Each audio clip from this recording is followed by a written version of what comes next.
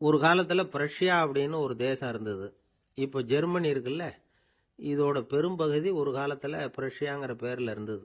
அப்போ அதுக்கு அரசரா இருந்தவர் மகா ஃப்ரெடரிக், அதாவது ஃப்ரெடரிக் தி கிரேட் அப்படின்னு சொல்லுவாங்க. அந்த ராஜாவுக்கு ஒரு சந்தேகம். நாம பல வகையான வரிகளை விதிச்சு வசூல் பண்றோம், அப்படி பண்ணி வருமானம் குறைஞ்சிக்கிட்டே போகுதே, இதுக்கு என்ன காரணமா இருக்கும்? இதுதான் அவருக்கு ஏற்பட்ட சந்தேகம். ஒரு சமயம் அந்த அரசர் தம்முடைய அமைச்சர்களையும் பிரபுக்களையும் தளபதிகளையும் கூப்பிட்டு ஒரு விருந்து வச்சார். விருந்து முடிஞ்சதும் அவங்கள பார்த்து இந்த சந்தேகத்தை கேட்டார்.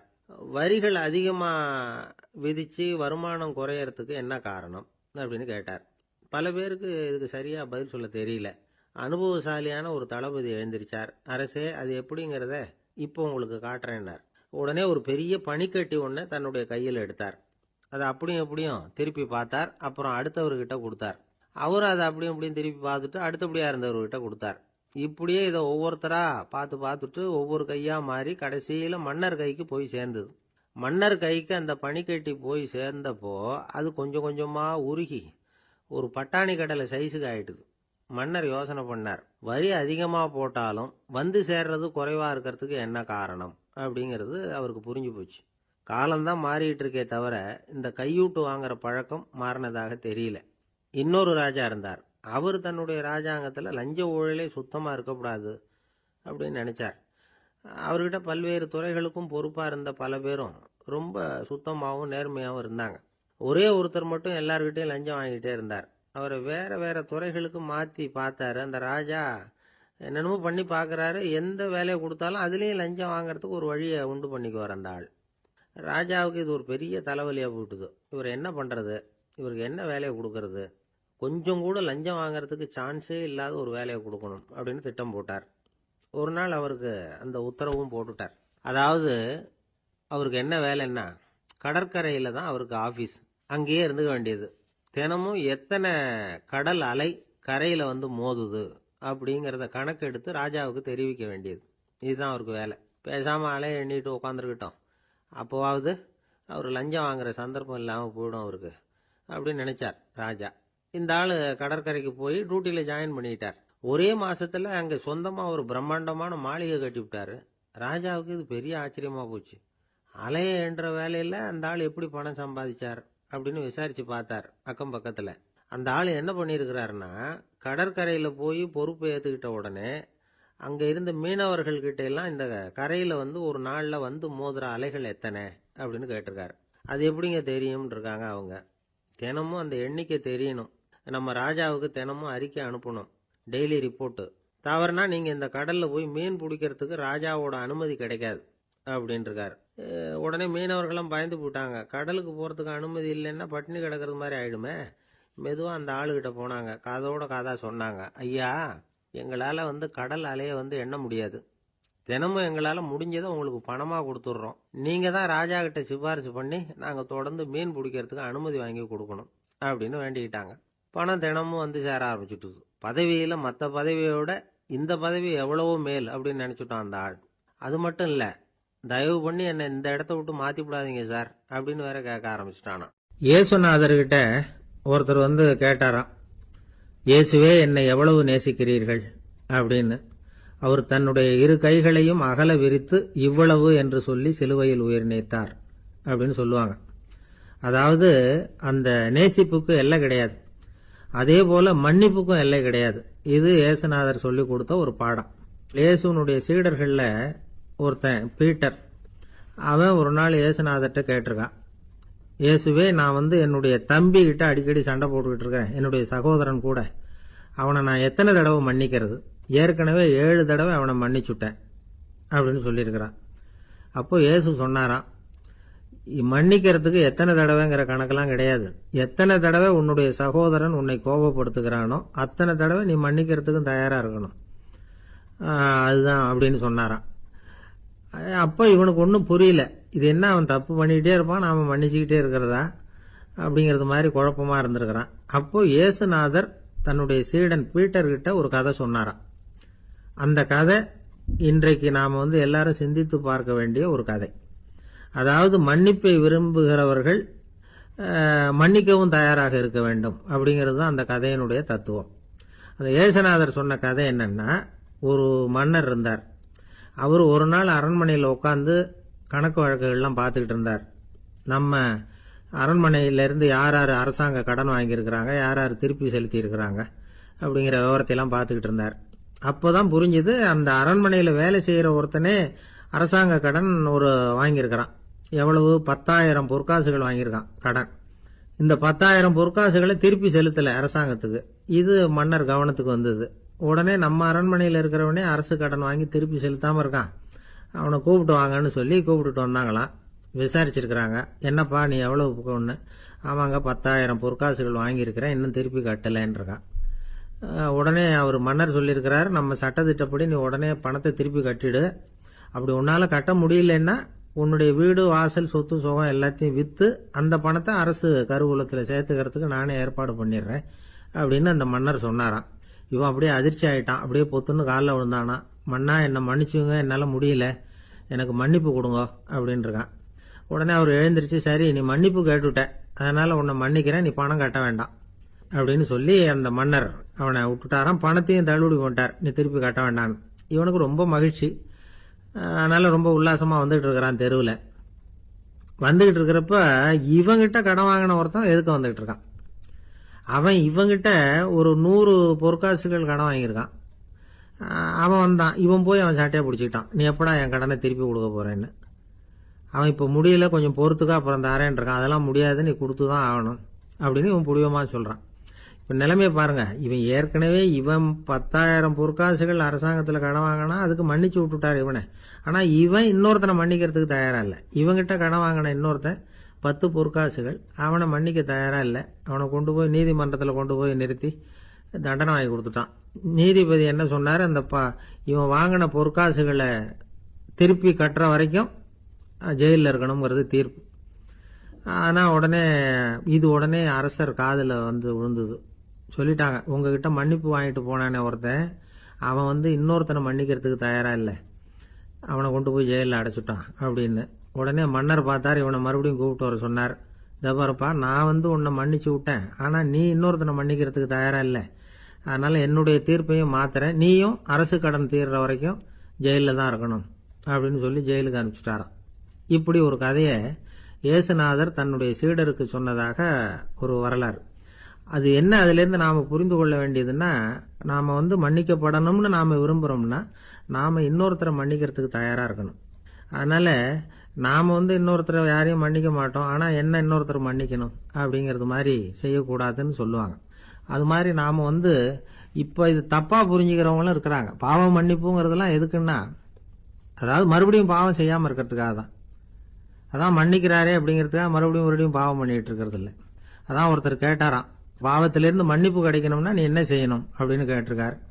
அதுக்கு அவன் சொல்லியிருக்கிறான், நான் முதல்ல பாவம் செய்யணும், அப்போதானே மன்னிப்பு கிடைக்கும் அப்படின்னு நானா. இப்படிப்பட்டவர்கள் தான் இன்னைக்கு உலகத்தில் அதிகமாக இருக்கிறாங்க. அதனால இந்த மன்னிப்பின் மகத்துவம்ங்கிறது இயேசுநாதர்கிட்டேருந்து தான் நாம் புரிஞ்சுக்கணும். அந்த இயேசு சொன்ன அந்த மன்னிக்கிற மனோபாவம் இருந்தால் இன்னைக்கு உலகம் பூராவும் அமைதி பூங்காவாக இருக்கும். அதில் ஒன்றும் ஆச்சரியமே இல்லை, அதில் ஒன்றும் சந்தேகமும் இல்லை. அதனால மன்னிக்கிற மனோபாவத்தை நாம எல்லாரும் நமக்குள்ளே வளர்த்து கொள்ள வேண்டும் அப்படிங்கிறது தான் நாம இன்றைக்கு எல்லோரும் சிந்தித்து பார்க்க வேண்டிய ஒரு செய்தி. ஒருத்தர் மனசுல நிம்மதி இல்லாம உட்கார்ந்திருந்தார். என்ன சார் விஷயம் அப்படின்னு விசாரிச்சேன். அகலக்கால் வச்சுட்டேன், அதுதான் அவதிப்படுறேன்னார். விவரமா சொல்லுங்கன்னு. வீடு கட்டணும்னு ஆரம்பிச்சேன், வேலை பாதியிலேயே நிக்குது, கையில பணம் இல்லை அப்படின்னார். இது மாதிரி ஆசாமிகள் பல பேரை நீங்க பார்த்துருக்கலாம். இவங்கெல்லாம் சுலபமா மன அழுத்தத்துக்கு ஆளாயிடுறாங்க. மன உளைச்சல், அதாவது ஸ்ட்ரெஸ் அப்படின்னு சொல்றோமே, அதுக்கு அடிப்படையான சில காரணங்கள் உண்டு. அதாவது மிகையாக திட்டமிடுதல் அப்படிங்கிறதும் ஒரு முக்கியமான காரணம். நடைமுறை சாத்தியம் என்னங்கிறத மனசுல வச்சுக்கிட்டு எந்த திட்டத்தையும் தீட்டணும், அப்பதான் அது சரியா வரும். ரெண்டாவது காரணம் என்ன தெரியுமா, ஒரே நேரத்தில் பல்வேறு செயல்களில் ஈடுபடுறது. தொலைபேசியில் பேசிக்கிட்டே கையில் இருக்கிற கடிதத்தை படிச்சுக்கிட்டே எதிரில் உட்காந்துக்கிட்டு இருக்கிறவருக்கும் அப்பப்போ பதில் சொல்லிக்கிட்டு மனசில் பல்வேறு சிந்தனைகளை அப்படியே ஓட விட்டுக்கிட்டு இருக்கிறது, இதுவும் மன அழுத்தத்தை உண்டாக்குது. மூணாவது காரணம், எதிலேயும் வெற்றி மட்டும் எதிர்பார்க்கிற ஒருதலை பட்சமான ஆர்வம். நாம தொட்டதெல்லாம் வெற்றியாவே முடியணும் அப்படின்னு எதிர்பார்க்கிறவங்க ஏதாவது ஒண்ணுல தோல்வியை கண்டா தோண்டு போயிடுறாங்க.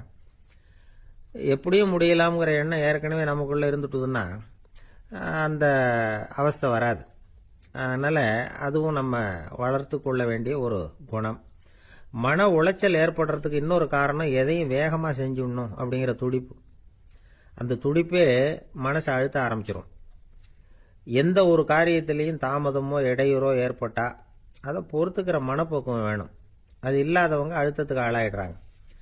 சில பேர் வேலைன்னு எந்த நேரம் பார்த்தாலும் வேலையே கதின்னு கிடப்பாங்க. பொழுதுபோக்குக்கோ உடற்பயிற்சிக்கோ குடும்பத்தில் உள்ளவங்க அல்லது நண்பர்கள் கூட கலந்துரையாடவோ கொஞ்சம் கூட நேரம் ஒதுக்க மாட்டாங்க. இந்த சுபாவம் மன அழுத்தத்தை உண்டு பண்ணும். இதையெல்லாம் புரிஞ்சுக்கிட்டு அதிலிருந்து விடுபடுறது எப்படின்னு யோசிக்கணும்.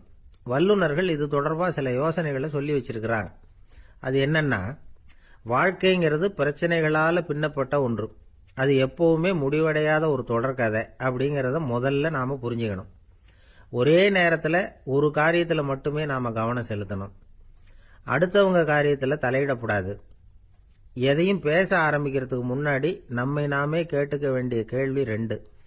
1, நான் சொல்ல போகிறது ரொம்ப முக்கியமானதா? 2வது, நான் சொல்கிறத அவங்க கேட்கறதுக்கு ஆசைப்படுறாங்களா? நான் பேசுறதுக்கு அது சரியான நேரம் தானா? இதை யோசித்து பார்த்ததுக்கப்புறம் எதையும் பேச ஆரம்பிக்கணும். முடிஞ்ச அளவுக்கு வளைந்து போகிற சுபாவத்தை வளர்த்துக்கணும். நம்ம நேரம் விலை மதிப்பு இல்லாதது. அதை வீணாக்கக்கூடாது. சிரிக்க தெரியலனாலும் பரவாயில்ல, முகத்தில் கொஞ்சம் புன்முறுவலாவது காட்டணும். இதெல்லாம் ரொம்ப முக்கியம். அடுத்தவங்க ஏதாவது செஞ்சால் உடனே நன்றி சொல்ல மறக்கப்படாது. தினமும் கொஞ்சம் நேரத்தை தனிமையில் செலவு பண்ணணும். மன உளைச்சலிருந்து விடுபடுறதுக்கு 3 முக்கிய வழிகள் சொல்கிறாங்க. அதை சுருக்கமாக ரெட் அப்படின்னு சொல்கிறாங்க. RED ஆங்கில எழுத்தில். அந்த முதல் எழுத்து ஆர், அது என்னன்னா ரிலாக்ஸேஷன், அதாவது இடை ஓய்வு. 2வது இ எக்ஸர்சைஸ், உடற்பயிற்சி. 3வது டயட், திட்டமிட்ட உணவு முறை. அதனால் தியானம், மூச்சு பயிற்சி இதெல்லாம் இந்த இடை ஓய்வுக்கு வழிகள். எந்த வேலையையும் தொடர்ந்து செய்யக்கூடாது. எல்லார்கிட்டையும் கலகலப்பாக பழகணும். மாதத்துக்கு ஒரு நாளாவது குடும்பத்தோடு வெளியில் போயிட்டு வரணும். சுலபமான உடற்பயிற்சிகளை செய்யலாம். உடற்பயிற்சிங்கிறது நமக்காக நாம் செய்கிற ஒரு நீண்டகால முதலீடு அப்படின்னு சொல்லுவாங்க. அதாவது லாங் டேர்ம் இன்வெஸ்ட்மெண்ட்டாம். அளவோடு சாப்பிட்ணும், மெதுவாக சாப்பிட்ணும். இதெல்லாம் கொஞ்சம் மனசில் வச்சுக்கிட்டு நடந்துக்கிட்டால் மகிழ்ச்சியாக வாழலாம். சில பேர் சாப்பாட்டு விஷயத்தில் ரொம்ப அக்கறை எடுத்துக்கிறது உண்டு. ஒரு குண்டு ஆசாமி சாப்பிட உக்காந்தார். முதல்ல ஒரு மாத்திரை சாப்பிட்டார். எதுக்குன்னு கேட்டோம். பசி எடுக்கிறதுக்குன்னார். சாப்பிட்டு முடிச்சார். பிறகு மறுபடியும் ஒரு மாத்திரை சாப்பிட்டார். இது எதுக்குன்னு கேட்டோம். சாப்பிட்டது ஜீரணமாகறதுக்கு அப்படின்னார். இப்ப மேல எனக்கு அளவு கடந்த அன்பு அப்படின்னு யாராவது சொன்னா அதை அலட்சியமா நினைச்சிடக்கூடாது. அது கொஞ்சம் சீரியஸான விஷயம். அளவுக்கு மிஞ்சினா எதுவுமே இடைஞ்சல் தானே. அன்பும் அப்படிதான். அன்பு அதிகமாக இருந்தால் அது எப்படி கெடுதல் பண்ணும் அப்படிங்கிற சந்தேகம் உங்களுக்கு வரலாம். தசரதன் கதை என்னாச்சு? கைகை மேலே வச்சு அளவு கடந்த அன்பு. ராமன் காட்டுக்கு போறாப்புல ஆயிட்டுதுல்ல. தசரதன் எப்பேற்பட்ட அரசன்? விஸ்வாமித்திரர் சொல்றார், என்ன மாதிரி முனிவர்களுக்கும் தேவர்களுக்கும் ஏதாவது கஷ்டம் வந்தால் முதல்ல முருகன் கிட்ட போவோம், அப்புறம் பரமசிவனை போய் பார்ப்போம், அதுக்கப்புறம் திருமால்கிட்ட போவோம், அப்புறம் பிரம்மன் இந்திரன் இவங்களையெல்லாம் போய் பார்ப்போம். இவங்களாலையெல்லாம் முடியலன்னா கடைசியில் அயோத்திக்கு வருவோங்கிறார். உன்னை விட்டா வேற கதி உண்டோ அப்படின்னு தசரதனை பார்த்து விஸ்வாமித்திரரே சொல்றார். அப்பேற்பட்ட அரசன் தசரதன் கைகேயி காலில் விழறான். உன் பாதங்களை தொட்டு கெஞ்சி கேட்டுக்கிறேன், ராமனை காட்டுக்கு அனுப்பாதேங்கிறான்.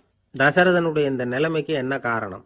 அவன் கைகேயி மேலே வச்ச அளவு கடந்த அன்பு தான் காரணம். இப்போ சொல்லுங்க, அன்பா இருந்தாலும் அது அளவுக்கு மீறி போனால் கெடுதல் பண்ணுமா பண்ணாதா? அது மட்டும் இல்லை, அளவு கடந்த அன்பு நீதிக்கும் நியாயத்துக்கும் புறம்பான காரியங்களையும் செய்ய வச்சிரும். தசரதன் மிகச்சிறந்த நீதிமான், தர்மத்துக்கு விரோதமாக ஒரு காரியமும் செய்யாதவன். அப்பேற்பட்டவன் தன்னுடைய மனைவியை பார்த்து என்ன சொல்றான் தெரியுமா? உனக்காக நான் என்ன செய்யணும்னு சொல்லு, செய்கிறேன். ஒரு குற்றமும் செய்யாத ஒருத்தனை கொல்லணுமா கொல்றேன். மரண தண்டனை விதிக்கப்பட்ட ஒருத்தனை விடுதலை செய்ய சொல்றியா செய்கிறேன். எந்த பிச்சைக்காரனையாவது கோடீஸ்வரனாக சொல்றியா ஆக்குறேன், அல்லது கோடீஸ்வரனை பிச்சைக்காரன் ஆக்கணுமா ஆக்குறேன் அப்படிங்கிறான். நீதிக்கு விரோதமான இந்த பாவங்களை செய்யறதுக்கு அப்பேற்பட்ட அரசன் எப்படி துணிஞ்சான்? மனைவி பேரில் வச்ச அளவு கடந்த அன்பு தான் காரணம். திரிசூலம், வஜ்ராயுதம், வாள் இதுகளால் தாக்கப்பட்டா கூட அதையெல்லாம் கொஞ்சம் கூட லட்சியம் பண்ணாத ஒருத்தன் காமதேவனுடைய மலர் அம்புகள் தாக்குனா அதை அவனால் தாக்கு பிடிக்க முடியல, விழுந்துடுறான். காமதேவனுக்கு உள்ள மகிமையே அதுதாங்கிறார் துளசிதாசர். அதனால தான் பெரியவங்கள்லாம் என்ன சொல்கிறாங்கன்னா, எதையும் அளவுக்கு மீறி செய்யாதேங்கிறாங்க. அப்பா, அம்மா, மனைவி, மக்கள் எல்லார் பேர்லேயும் அன்பு அவசியம்தான். ஆனால் அந்த அன்பு அறிவுக்கு புறம்பாக இருக்கக்கூடாது, அளவுக்கு மீறி இருக்கக்கூடாது. அப்போ தான் வாழ்க்கை சுகமாக இருக்கும், இல்லைன்னா அவஸ்தை தான். அளவுக்கு மீறின அன்புங்கிறது புரியுது, அது சரி. அறிவுக்கு புறம்பான அன்புங்கிறது எப்படி? ஒரு தாய்க்கு ஜலதோஷம் அல்லது ஏதோ ஒரு தொற்று நோயின்னு வச்சுங்களேன். அந்த அம்மாவுக்கு தன்னுடைய குழந்தை பேரில் அளவு கடந்த அன்பு. தனக்கு நோய் இருக்குது, அது அடுத்தவங்களுக்கு தொற்றக்கூடியது அப்படின்னு தெரிஞ்சிருந்தோம் அன்பை காட்டுறதுக்காக அந்த குழந்தைக்கு முத்தம் கொடுக்குறேன்னு தூக்கி வச்சுக்கிட்டு கொஞ்சம் ஆரம்பிச்சதுன்னு வச்சுக்கோங்க, அது நல்லா இருக்குமா? இதுதான் அறிவுக்கு புறம்பான அன்புங்கிறது. அது மாதிரி விலங்குகள்கிட்ட அன்பாயிருன்னு சொல்கிறோம். அதுக்காக புலிக்கு முத்தம் கொடுக்க முடியுமா? அப்படி கொடுத்தா அது அறிவுக்கு புறம்பான அன்பு. அதனால் அன்பு கூட அறிவுபூர்வமாக இருக்கணும் அப்படிங்கிறத இன்றைக்கி தகவல் மூலமாக நாம் புரிஞ்சுக்கணும். இந்த காலத்து காதலன் தன்னுடைய காதலிகிட்ட சொன்னானாம், இதை பாரு, உன் பேரில் எனக்கு அளவு கடந்த அன்பு, உனக்காக என்ன செய்யணும்னு சொல்லி செய்கிறேன், நெருப்பில் நடக்கணுமா நடக்கிறேன், நீரில் குதிக்கணுமா குதிக்கிறேன், உயிரையே கொடுக்கணுமா கொடுக்குறேன் அப்படின்னா. சரி, வர்றேன் ஞாயிற்றுக்கிழமை சாயந்தரம் 6 மணிக்கு இதே இடத்துக்கு வாங்க அப்படின்னு அந்த பொண்ணு. இவன் கொஞ்சம் யோசனை பண்ணி பார்த்துட்டு, அன்னைக்கு மழை பெய்யாமல் இருந்தால் வந்துடுறேன் அப்படின்னானா. ஒரு பள்ளிக்கூடம் வகுப்பு நடந்துக்கிட்டு இருக்கு. ஆசிரியர் பாடம் நடத்திக்கிட்டு இருக்கிறார். நடத்தி முடிச்ச உடனே கேட்டார், மாணவர்களே, இதுவரைக்கும் நான் நடத்தின பாடத்தில் உங்களுக்கு ஏதாவது சந்தேகம் இருக்கா அப்படின்னு கேட்டார். அப்புறம் ஒவ்வொருத்தராக கேட்டார். ஒரு மாணவன் எழுந்திருச்சான். சார், எனக்கு சந்தேகம் எதுவுமே இல்லைன்னா. ஏன்னு கேட்டார். ஏன்னா எனக்கு நீங்கள் நடத்தின பாடம் தெளிவாக புரிஞ்சுட்டுது, அதனால் சந்தேகம் வரலன்னா. இன்னொரு மாணவன் எழுந்திருச்சான். சார், எனக்கும் சந்தேகம் எதுவும் இல்லைன்னா. ஏண்டான்னு கேட்டார். ஏன்னா எனக்கு நீங்கள் நடத்தின பாடம் எதுவுமே புரியல, அதனால் சந்தேகம் வரல அப்படின்னா. இந்த இடத்துல நாம் கொஞ்சம் சிந்திச்சு பார்க்கணும். இந்த உலகத்தில் எல்லாம் புரிஞ்ச ஒருத்தனுக்கும் சந்தேகம் வராது, எதுவுமே புரியாத ஒருத்தனுக்கும் சந்தேகம் வராது. அறகுறையாக புரிஞ்சுக்கிட்டவன் இருக்கான் பாருங்க, அவனுக்கு தான் அடிக்கடி சந்தேகம் வரும். ஆக மாணவர்களை இந்த 3 வகையாக பிரிக்கலாம். அதே மாதிரி தான் மனிதர்களையும் 3 வகையாக பிரிக்கிறாங்க ஆன்மீகவாதிகள். ஒரு ஆன்மீக பெரியவர் என்ன சொல்றார் தெரியுமா? இந்த உலகத்தில் 3 வகையான மனிதர்கள் இருக்கிறாங்களாம். முதல் வகை எப்படி தெரியுமா? இவங்களுக்கு எதையும் தெரிஞ்சுக்கணுங்கிற அவசியமே கிடையாது. ஏன்னா அவங்களுக்கு எல்லாமும் தெரியும். இவங்க ஞானத்தின் முழு வடிவா இருக்கிற காரணத்தினால அவங்களுக்கு எந்த சந்தேகமும் இல்லை, எந்த கேள்விகளும் கிடையாது. இந்த நிலையில இருக்கிறவன் கிருஷ்ணன். எல்லாத்துக்கும் விட தெரிஞ்சுக்கிட்ட நிலையில அவன் விடையாக மாறிவிட்டான் அப்படின்னு சொல்லுவாங்க. 2வது நிலையில இருக்கிறவன் அர்ஜுனன். இவனுக்கு எப்போ பார்த்தாலும் கேள்விதான், சந்தேகம்தான். பதில் சொல்ல சொல்ல அவனுக்கு இருக்கிற சந்தேகமும் அதிகமாகிட்டே இருக்கும், குறையவே குறையாது. அர்ஜுனன் மாதிரி உள்ளவங்க எப்பவும் கேள்வி கேட்டுக்கிட்டே இருப்பாங்க. ஒரு கேள்விக்கு விட கிடைச்சுட்டுன்னு வைங்க, உடனே இன்னொரு கேள்வி அவங்க கிட்ட இருந்து வரும். கிருஷ்ணனுடைய நிலை எப்படின்னா அது கேள்விகளே அற்ற ஒரு நிலை. அர்ஜுனனுடைய நிலை எப்படின்னா அது கேள்விகளை தவிர வேறு எதுவும் அற்ற ஒரு நிலை. இவங்களை தவிர இன்னொரு ஆள் இருக்கிறான், அவனுக்கும் கேள்விகள் அற்ற ஒரு நிலை தான். அவன் யாருன்னா துரியோதனன். இவனுக்கு தெரிஞ்சுக்கணுங்கிற எண்ணமே சுத்தமா கிடையாது. ஆவலே இல்லைங்கிறதுனால அதை புரிஞ்சுக்கணுங்கிற அவசியமும் இல்லை. அதனால அவனுக்கு கேள்விகள் அற்ற ஒரு நிலையில அவன் இருந்துகிட்டு இருக்கிறான். எல்லா பதிலும் தெரிந்து கொண்ட நிலையில கிருஷ்ணனும் கேள்விகள் அற்ற நிலையில இருக்கிறான். தெரிஞ்சுக்கணுங்கிற ஆவலே இல்லாத துரியோதனனும் கேள்விகள் அற்ற நிலையிலே இருக்கிறான். இப்படியும் இல்லாம அப்படியும் இல்லாம 2ம் கெட்டான் நிலையில இருக்கிறானே, அவன் தான் அர்ஜுனன். அதனால பெரியவங்கள்லாம் என்ன சொல்றாங்கன்னா, இந்த உலகத்துல அர்ஜுனன்களா இருக்கிறவங்க ஒன்று துரியோதனனா மாறிடணும், இல்லைன்னா கிருஷ்ணனா மாறிடணும். இதை தவிர வேற வாய்ப்பு இல்லை. துரியோதனன் மாதிரி உள்ளது விலங்கு நிலை, கிருஷ்ணன் மாதிரி உள்ளது தெய்வ நிலை. அர்ஜுனன் விலங்காவும் ஆக முடியல, தெய்வமாவும் ஆக முடியல. இப்படி 2ம் கெட்டானா இருக்கிற வரைக்கும் இந்த கேள்விகளும் பிரச்சனைகளும் இருந்துகிட்டே தான் இருக்கும். இதுதான் பெரியவர்கள் சொல்லுகிற அனுபவ உண்மை. ஒரு ஆசிரியர் ரொம்பவும் விரிவா விளக்கமா பாடம் நடத்தின பிறகு, மாணவர்களே ஏதாவது சந்தேகம் இருந்தா கேளுங்கன்னாராம். ஒரு மாணவன் எழுந்திருச்சான். சார், எனக்கு ஒரு சந்தேகம்னா. என்னன்னு கேட்டார். இது வரைக்கும் என்ன பாடம் சார் நடத்துனீங்க அப்படின்னா அந்த பையன். இந்த உலகத்துல எத்தனை வகையான மனிதர்கள் இருக்கிறாங்க, ஒவ்வொரு மனிதனுமே ஒவ்வொரு வகை அப்படிங்கிறாங்க விஞ்ஞானிகள். மனிதர்களை 3 வகையா பிரிக்கலாம் அப்படின்னு சொல்றாங்க மெய்ஞானிகள். இவங்களை பத்திலாம் ஏற்கனவே நாம பேசியிருக்கிறோம். இப்போ டாக்டர் எட்வர்டு பேட்ச் அப்படிங்கிற நிபுணர் என்ன சொல்றாரு தெரியுமா? மனிதர்களை 7 வகையா பிரிக்கலாம்ங்கிறார். மனிதர்களின் மனநிலை அடிப்படையில அவங்களை 7 விதமா வகைப்படுத்துறார் அவர். சரி, அது என்ன 7 வகை? முதல் வகை என்னன்னா, பயந்த குணம் உள்ளவங்க. சார் ரொம்ப பயந்த சுபாவம், வீட்டில் கூட வாயே திறக்க மாட்டார், சாப்பிட போறப்ப மட்டும்தான் கொஞ்சம் வாயை திறப்பார், அப்புறம் மூடிக்குவார் அப்படின்னு சில பேரை பத்தி நாம பேசிக்கிறது உண்டு. இவங்கெல்லாம் இந்த வகை, அதாவது பயந்த குணம் உள்ளவர்கள் அப்படிங்கிற முதல் வகை. சரி, 2வது வகை என்னன்னா, சஞ்சலப்படுகிறவர்கள். எதுக்கு எடுத்தாலும் கலக்கம், குழப்பம், இப்படியே காலம் தள்ளிட்டு இருப்பாங்க. பல பேர் பார்த்துருப்பீங்க. அவங்கெல்லாம் இந்த வகை. 3வது வகை என்னன்னா, யதார்த்த உலகை மறந்து கற்பனை உலகத்திலேயே மிதக்கிறவங்க. இளைஞர்கள், கவிஞர்கள், இப்படி பல பேர் இருக்கிறாங்க. எப்போ பார்த்தாலும் கற்பனை உலகத்திலேயே மிதந்துகிட்டு இருப்பாங்க. கிட்டத்துல போய் என்னங்க ஒரு மாதிரியா இருக்கிறீங்க அப்படின்னு கேட்டு பாருங்க, அவங்களெல்லாம் ஏதோ ஒரு அற்ப புழுவை பார்க்கறது மாதிரி உங்களை பார்ப்பாங்க. அதுவும் அந்த வானத்து நிலாவை பாருங்கள், அது என்னை வா வான்னு கூப்பிடுது, எனக்கு சீக்கிரத்தில் ஒரு நாள் சிறகுகள் முளைக்கும், சிறகடித்து வானத்தில் பறந்து போவேன், அந்த செல்ல நிலாவை கொஞ்சிவிட்டு வருவேன், இப்படிலாம் பேசிக்கிட்டு இருப்பாங்க. கொஞ்சிறது அப்புறம் இருக்கட்டும், இப்போ கஞ்சிக்கு வழியே பாருப்பா அப்படின்னா அதை காதில் வாங்க மாட்டாங்க. நாம் ஏதோ இந்த உலகத்தை அனுபவிக்க தெரியாதவர்கள் மாதிரி நம்மளை அவங்க கவனிப்பாங்க. இப்படி ஒரு ரகம். 4வது வகை மனிதர்கள் எப்படின்னா, இவங்க தனிமை உணர்வு மிக்கவர்கள். இவங்க மற்றவங்களோட இயல்பாக நெருங்கி பழகிறதில்ல, தான் உண்டு தன்னுடைய வேலை உண்டுன்னு இருந்துட்டு போகிறவங்க. அடுத்த வீட்டில் இருக்கிறவர் யார் அப்படின்னு கேட்டால் கூட அடுத்த வீடுன்னு ஒன்று இருக்கா அப்படிங்கிறது மாதிரி நம்ம முகத்தை பார்ப்பாங்க. அவங்ககிட்ட மேற்கொண்டு நாம் என்னத்தை பேச முடியும்? இப்படி ஒரு வகை. 5வது வகை மனிதர்கள் எப்படின்னா, இவங்க மற்றவங்க செல்வாக்குக்கு உட்பட மறுப்பவர்கள். அடுத்தவங்களோட செல்வாக்குக்கு இவங்க ஆட்படுறதில்ல. நான் யார் தெரியுமான்னு கேட்டா அதை தெரிஞ்சுட்டு எனக்கு என்ன ஆக போதும்பாங்க. இவங்கெல்லாம் அந்த ரகம். 6வது வகை மனிதர்கள் எப்பவும் எதுலேயும் பற்று இல்லாமல் இருக்கிறவங்க. இது ஒரு துறவு மனப்பான்மை. இயல்பாகவே சில பேர் இப்படி உண்டு, அவங்களுக்கு எதுலேயும் ஒரு ஈடுபாடு இருக்காது. அப்படிப்பட்டவங்கெல்லாம் 6வது வகை. 7வது வகை மனிதர்கள் மற்றவங்க கவலையை தன்னுடையதா ஆக்கிக்கிட்டு கவலைப்படுறவங்க. இவங்கெல்லாம் மகாத்மாக்கள். தாம் வேறு அடுத்தவங்க வேறு அப்படிங்கிற எண்ணம் இவங்களுக்கு வர்றதில்லை. அதனால அடுத்தவங்களுக்கு ஒரு துன்பம் வந்ததுன்னா இவங்களால சும்மா இருக்க முடியறதில்ல. ஆக கூடி இப்படி 7 விதமான மனிதர்களை அடையாளம் காட்டுறார் அந்த நிபுணர். இதுல நாம எந்த வகையில வர்றோம் அப்படிங்கிறத நாம தான் அடையாளம் கண்டுபிடிக்கணும். எனக்கு தெரிஞ்ச ஒரு மனிதர் உண்டு. அவர் ஒரு வித்தியாசமான வகை. எதையும் நடைமுறை சாத்தியமா சிந்திக்கிறவர். எப்பவும் அடுத்தவங்களும் நல்லா இருக்கணும், நாமும் நல்லா இருக்கணும் அப்படின்னு ஆசைப்படுறவர். அவருக்கு ஒரு சமயம் திடீர்னு உடம்பு சுகம் இல்லாமல் போயிட்டுது. டாக்டர் கிட்ட போனார், பணம் கொடுத்தார், வைத்தியம் பார்த்துக்கிட்டார். அவர் எழுதி கொடுத்த மருந்து சீட்டை வாங்கினார். ஒரு மருந்து கடைக்கு போனார், பணம் கொடுத்தார், மருந்து வாங்கினார். அதை எடுத்துகிட்டு வீட்டுக்கு வந்தார். அதுக்கப்புறம் அந்த மருந்து அவர் சாப்பிடணும்ல, சாப்பிடவே இல்லை, அப்படியே சும்மா வச்சுட்டார்.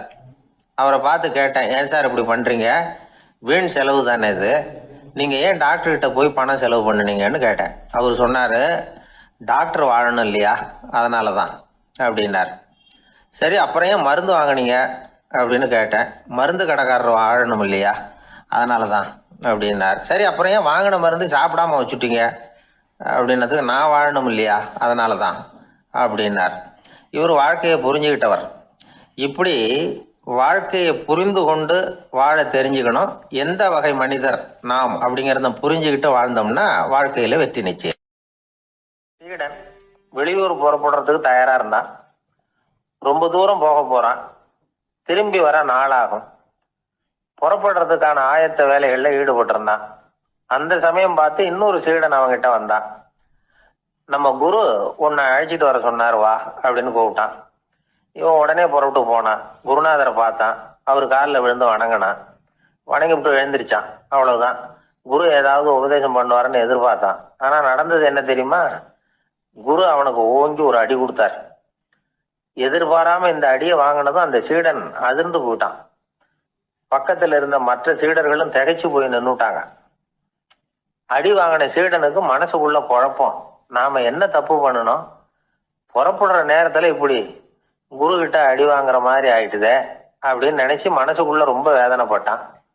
கொஞ்சம் துணிச்சலை வரவழைச்சுக்கிட்டு குருநாதர்கிட்டயே கேட்டுட்டான், சுவாமி நான் என்ன தப்பு பண்ணினேன், என்ன இப்படி அடிச்சுட்டீங்களே, ஒரு வார்த்தை கூட உங்களை எதிர்த்து நான் பேசினது இல்லையே, இவ்வளவு காலமா உங்க விருப்பத்துக்கு விரோதமா ஒரு காரியம் கூட நான் செஞ்சது இல்லையே, வந்ததும் வராததுமா ஒண்ணுமே சொல்லாம என்ன அடிச்சுட்டீங்களே, குருவே நான் செஞ்ச குற்றம் தான் என்ன அப்படின்னு கண்ணீரோட பரிதாபமா கேட்டானா அந்த சீடன். ஆனா அந்த குரு முகத்துல கொஞ்சம் கூட கோபம் இல்லை. அவர் சிரிச்சுக்கிட்டே நின்றுகிட்டு இருந்தாராம். அதுக்கப்புறம் சொன்னாராம், என்னுடைய அருமை சீடனே, நீ ஒரு தவறும் பண்ணல, நான் உன்னை அடிச்சது நீ ஏதோ தப்பு பண்ணிவிட்டேங்கிறதுக்காக இல்லை, நீண்ட பயணம் போக போற, ஞாபகமா ஏதாவது கொடுத்து அனுப்ப வேணாமா, நீ ஞானம் பெற்ற பிறகுதான் திரும்பி வர போறேங்கிறது எனக்கு தெரியும், அதுக்கு பிறகு உன்னை வந்து அடிக்க முடியுமா, அதனால இப்ப கிடைச்சிருக்கிற இந்த வாய்ப்பை பயன்படுத்திக்கிட்டேன், அப்போதைக்கு இப்பவே அடிச்சுட்டேன், அவ்வளவுதான், வேற ஒண்ணும் இல்லை அப்படின்னாராம்.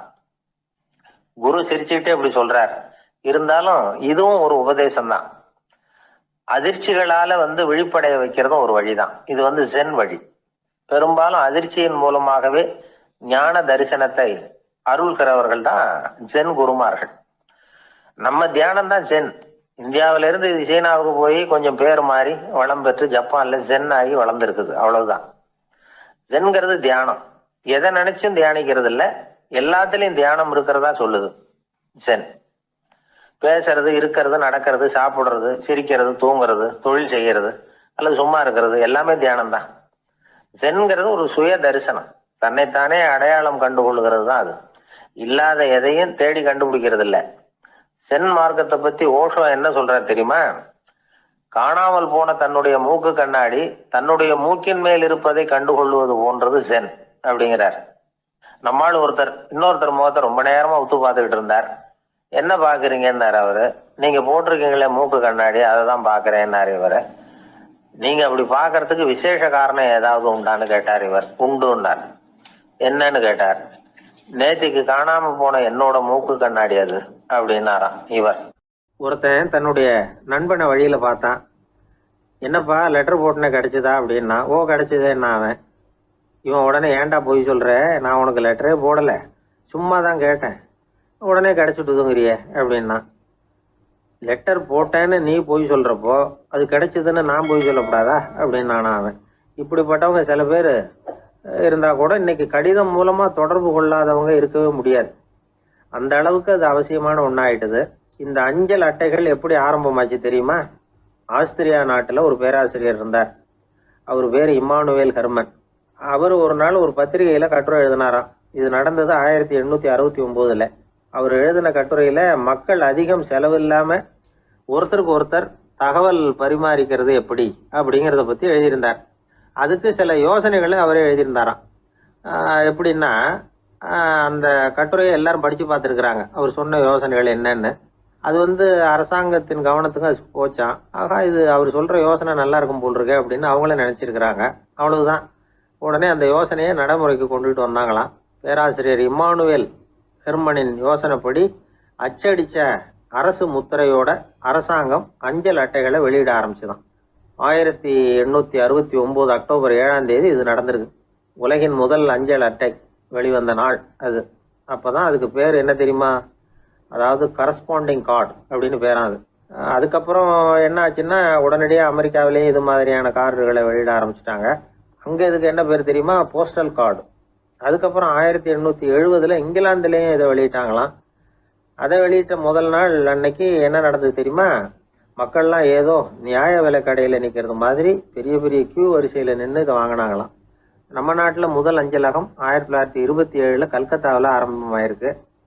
இன்னைக்கும் அஞ்சலகம் இல்லாத இடமே இல்லை. அந்த அளவுக்கு அஞ்சல் போக்குவரத்து அதிகமாயிருக்குது. அன்னைக்கு உள்நாட்டில் ஒருத்தருக்கு ஒருத்தர் தகவல் பரிமாற்றம் செய்து கொள்ள மலிவான ஒரு அஞ்சல் அட்டையை அரசாங்கம் வெளியிடலாம் அப்படின்னு பேராசிரியர் எழுதின கட்டுரை இன்னைக்கு எந்த அளவுக்கு ஆகியிருக்கு பார்த்தீங்களா? ஒருத்தன் ஒரு தபால் பெட்டிக்கு பக்கத்தில் தலையை வச்சுக்கிட்டு அவன் பாட்டுக்கு நின்றுட்டு இருந்திருக்கான். அங்கே இருந்த இன்னொருத்தன் கேட்டிருக்கான், என்ன ஆச்சுன்னு. கொஞ்ச நேரத்துக்கு முன்னாடி இந்த தபால் பெட்டியில் ஒரு கார்டு எழுதி போட்டேன், விவரமெல்லாம் நல்லா தான் எழுதியிருக்கிறேன், ஆனால் அட்ரஸ் எழுத மறந்துட்டேன் அப்படின்னு நானா. உடனே அவன், அதுக்காக கவலைப்படாத, நான் போட்ட கார்டில் அட்ரஸ் எல்லாம் பின்கோடு உள்பட கரெக்டாக எழுதியிருக்கேன், ஆனால் விவரம் எழுத மறந்துட்டேன் நானா. கவலைப்படாத, கொஞ்ச நேரத்தில் தபால்காரர் வருவார், பெட்டியை திறந்ததும் நம்ம லெட்டரை கேட்டு வாங்கிக்கலாம்னா ஒருத்தன். கொஞ்ச நேரத்துக்கு முன்னாடி அவர் வந்தார், கேட்டேன், அதுக்கப்புறம் தான் மனசுக்கு ரொம்ப கஷ்டமாக போச்சு நானா. இவன் ஏண்டான்னு கேட்டிருக்கான். அவன், இது தபால் புட்டு இல்லையா. ஒரு ஊர்ல ஒரு மன்னர் இருந்தார். ஒரு நாள் அவருடைய அரசவைக்கு ஒரு ஓவியன் வந்தான். அவன் சீனா தேசத்திலிருந்து வந்தவன், தாவோ சிந்தனையாளன். அவன் அங்க வந்து மன்னர் முன்னாடி நிக்கிறான். யாரும் செய்ய முடியாத ஒரு காரியத்தை என்னால செய்ய முடியும்னா. இவன் இப்படி சொன்னதை கேட்டதும் ஏற்கனவே அங்க இருந்த அரசவை ஓவியன் ஒருத்தனுக்கு கோபம் வந்துட்டுது.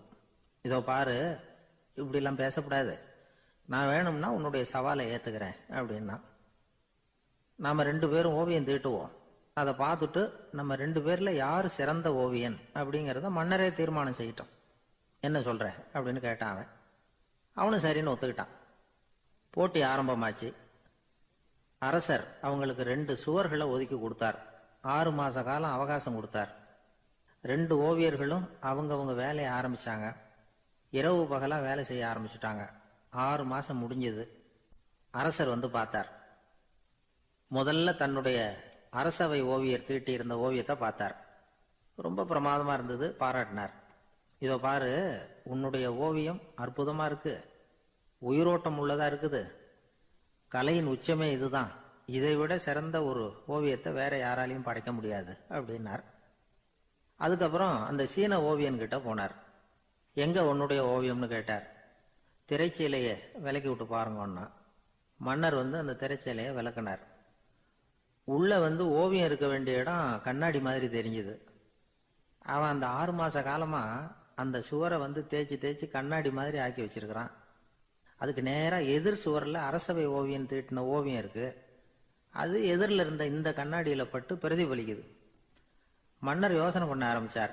அப்புறம் அந்த சீன ஓவியனை பார்த்து கேட்டார், இதோ பாரு, நீ என்னுடைய ஆளை வந்து தோற்கடிச்சுட்ட அப்படிங்கிறதுல சந்தேகம் இல்லை, ஆனாலும் எங்களை ஏமாத்தி இருக்கிற, எந்த ஓவியமும் நீ வரையிலையே அப்படின்னார். அரசே, இதுதான் உண்மையான ஓவியம், உயிருள்ள ஓவியம். இது வந்து மனோபாவங்களை பிரதிபலிக்கும், மாறுகின்ற காலங்களை அப்படியே காட்டும் அப்படின்னா அந்த சீன ஓவியன். கையால வரைகிற ஓவியங்கள்ல சலனம் இல்லை, கண்ணாடி அப்படி கிடையாது, சக்தியின் ஓட்டம் அதுல எப்பவும் இருந்துகிட்டே இருக்கும், கண்ணாடி மட்டுமே ஜீவன் உள்ள ஓவியமா இருக்க முடியுங்கிறத அந்த சீன ஓவியன் தெரிஞ்சு வச்சிருந்தான். ஏன்னா அவன் ஒரு தாவோ சிந்தனையாளன். ஒவ்வொரு குழந்தையும் இந்த கண்ணாடியோட தான் பிறக்குது. ஆனா நாம என்ன செய்யறோம்னா ஓவியங்களை கண்ணாடி மீது பதிப்பிச்சு விடுறோம். கண்ணாடி நம்மளை பிரதிபலிக்குது. நம்முடைய அழகோ அவலட்சணமோ கண்ணாடியை பாதிக்கிறது இல்லை. ஏன்னா அதுக்கு மனம் கிடையாது. கடந்து போன வினாடியை பத்தி அது சிந்திக்கிறது இல்லை. அடுத்த கணத்தை பத்தின எதிர்பார்ப்பும் அதுகிட்ட கிடையாது. அதுதான் பற்றற்ற நிலை. மனிதனுக்கு தேவைப்படுறது அதுதான். கண்ணாடி கிட்ட இருந்து நாம வந்து கற்றுக்கொள்ள வேண்டிய பாடம் இது. வாழ்க்கையில வந்து மனிதர்களை நேசிக்கலாம், உலகின் அழகையெல்லாம் பிரதிபலிக்கலாம், ஆனா எதையும் பற்றி கொண்டு விடக்கூடாது அப்படிங்கிறது பெரியவர்கள் அறிவுரை. துயரம்ங்கிறது பற்றுக்களின் சாயை. கண்ணாடி முன்னாடி நிக்கிறப்போவெல்லாம் நமக்கு இந்த ஞாபகம் வரணுமா. ஒரு குடும்ப தலைவர் ஒரு நாள் காலையில விடிஞ்சு எழுந்திரிச்சதும் சத்தம் போட்டார். யார் இந்த கருங்குரங்கு படத்தை என் ரூம்ல கொண்டாந்து மாட்டி வச்சது அப்படின்னு கத்தினார். சமையல் கட்டில இருந்து மனைவி பதில் சொன்னாங்க, தூக்க கலக்கத்துல உளராதீங்க, நல்லா பாருங்க, அது படம் கிடையாது, முகம் பார்க்கிற கண்ணாடி அப்படின்னா. ரொம்ப பேருக்கு கூட்டத்துல பேசுறதுன்னா பயம். நமக்கு ஒன்றும் தெரியாதுன்னு மற்றவங்க நினைச்சிடக்கூடாதுங்கிற எண்ணம் தான் இதுக்கு காரணம். ரொம்ப முக்கியமான ஒரு கூட்டம்னா பயம் அதிகமாக இருக்கும். முக்கியமானவங்கள்லாம் வருவாங்களே, அவங்கெல்லாம் நம்மளை பற்றி மட்டமாக நினச்சிருவாங்களே அப்படிங்கிற பயம் வந்துடும். ஆனால் மேடை பேச்சுங்கிறது அவ்வளவு கடினமான ஒரு காரியம் இல்லைங்கிறாங்க அது சம்பந்தமான நிபுணர்கள். யாரும் பேச்சாளர் ஆகலாம், இது ஒன்றும் பெரிய கிஃப்ட் கிடையாது அப்படின்னு அவங்க சொல்கிறாங்க. நீங்கள் ஒரு சிறந்த பேச்சாளர் ஆகணுமா அப்படின்னா அதுக்குன்னு சில ஆலோசனைகளை சொல்லி வச்சிருக்கிறாங்க அனுபவசாலிகள். முதல் ஆலோசனை என்னன்னா, உங்கள் பேச்சு வந்து எளிமையாக இருக்கணும். ஏதாவது ஒரு கருத்து அல்லது 2 கருத்து சொன்னால் போதும். 20 அல்லது 30 கருத்துக்களை சொல்லிகிட்டே போகக்கூடாது. 2வது ஆலோசனை, நீங்கள் என்ன பேச போகிறீங்கிறது முதல்ல உங்களுக்கு நல்லா புரியணும்.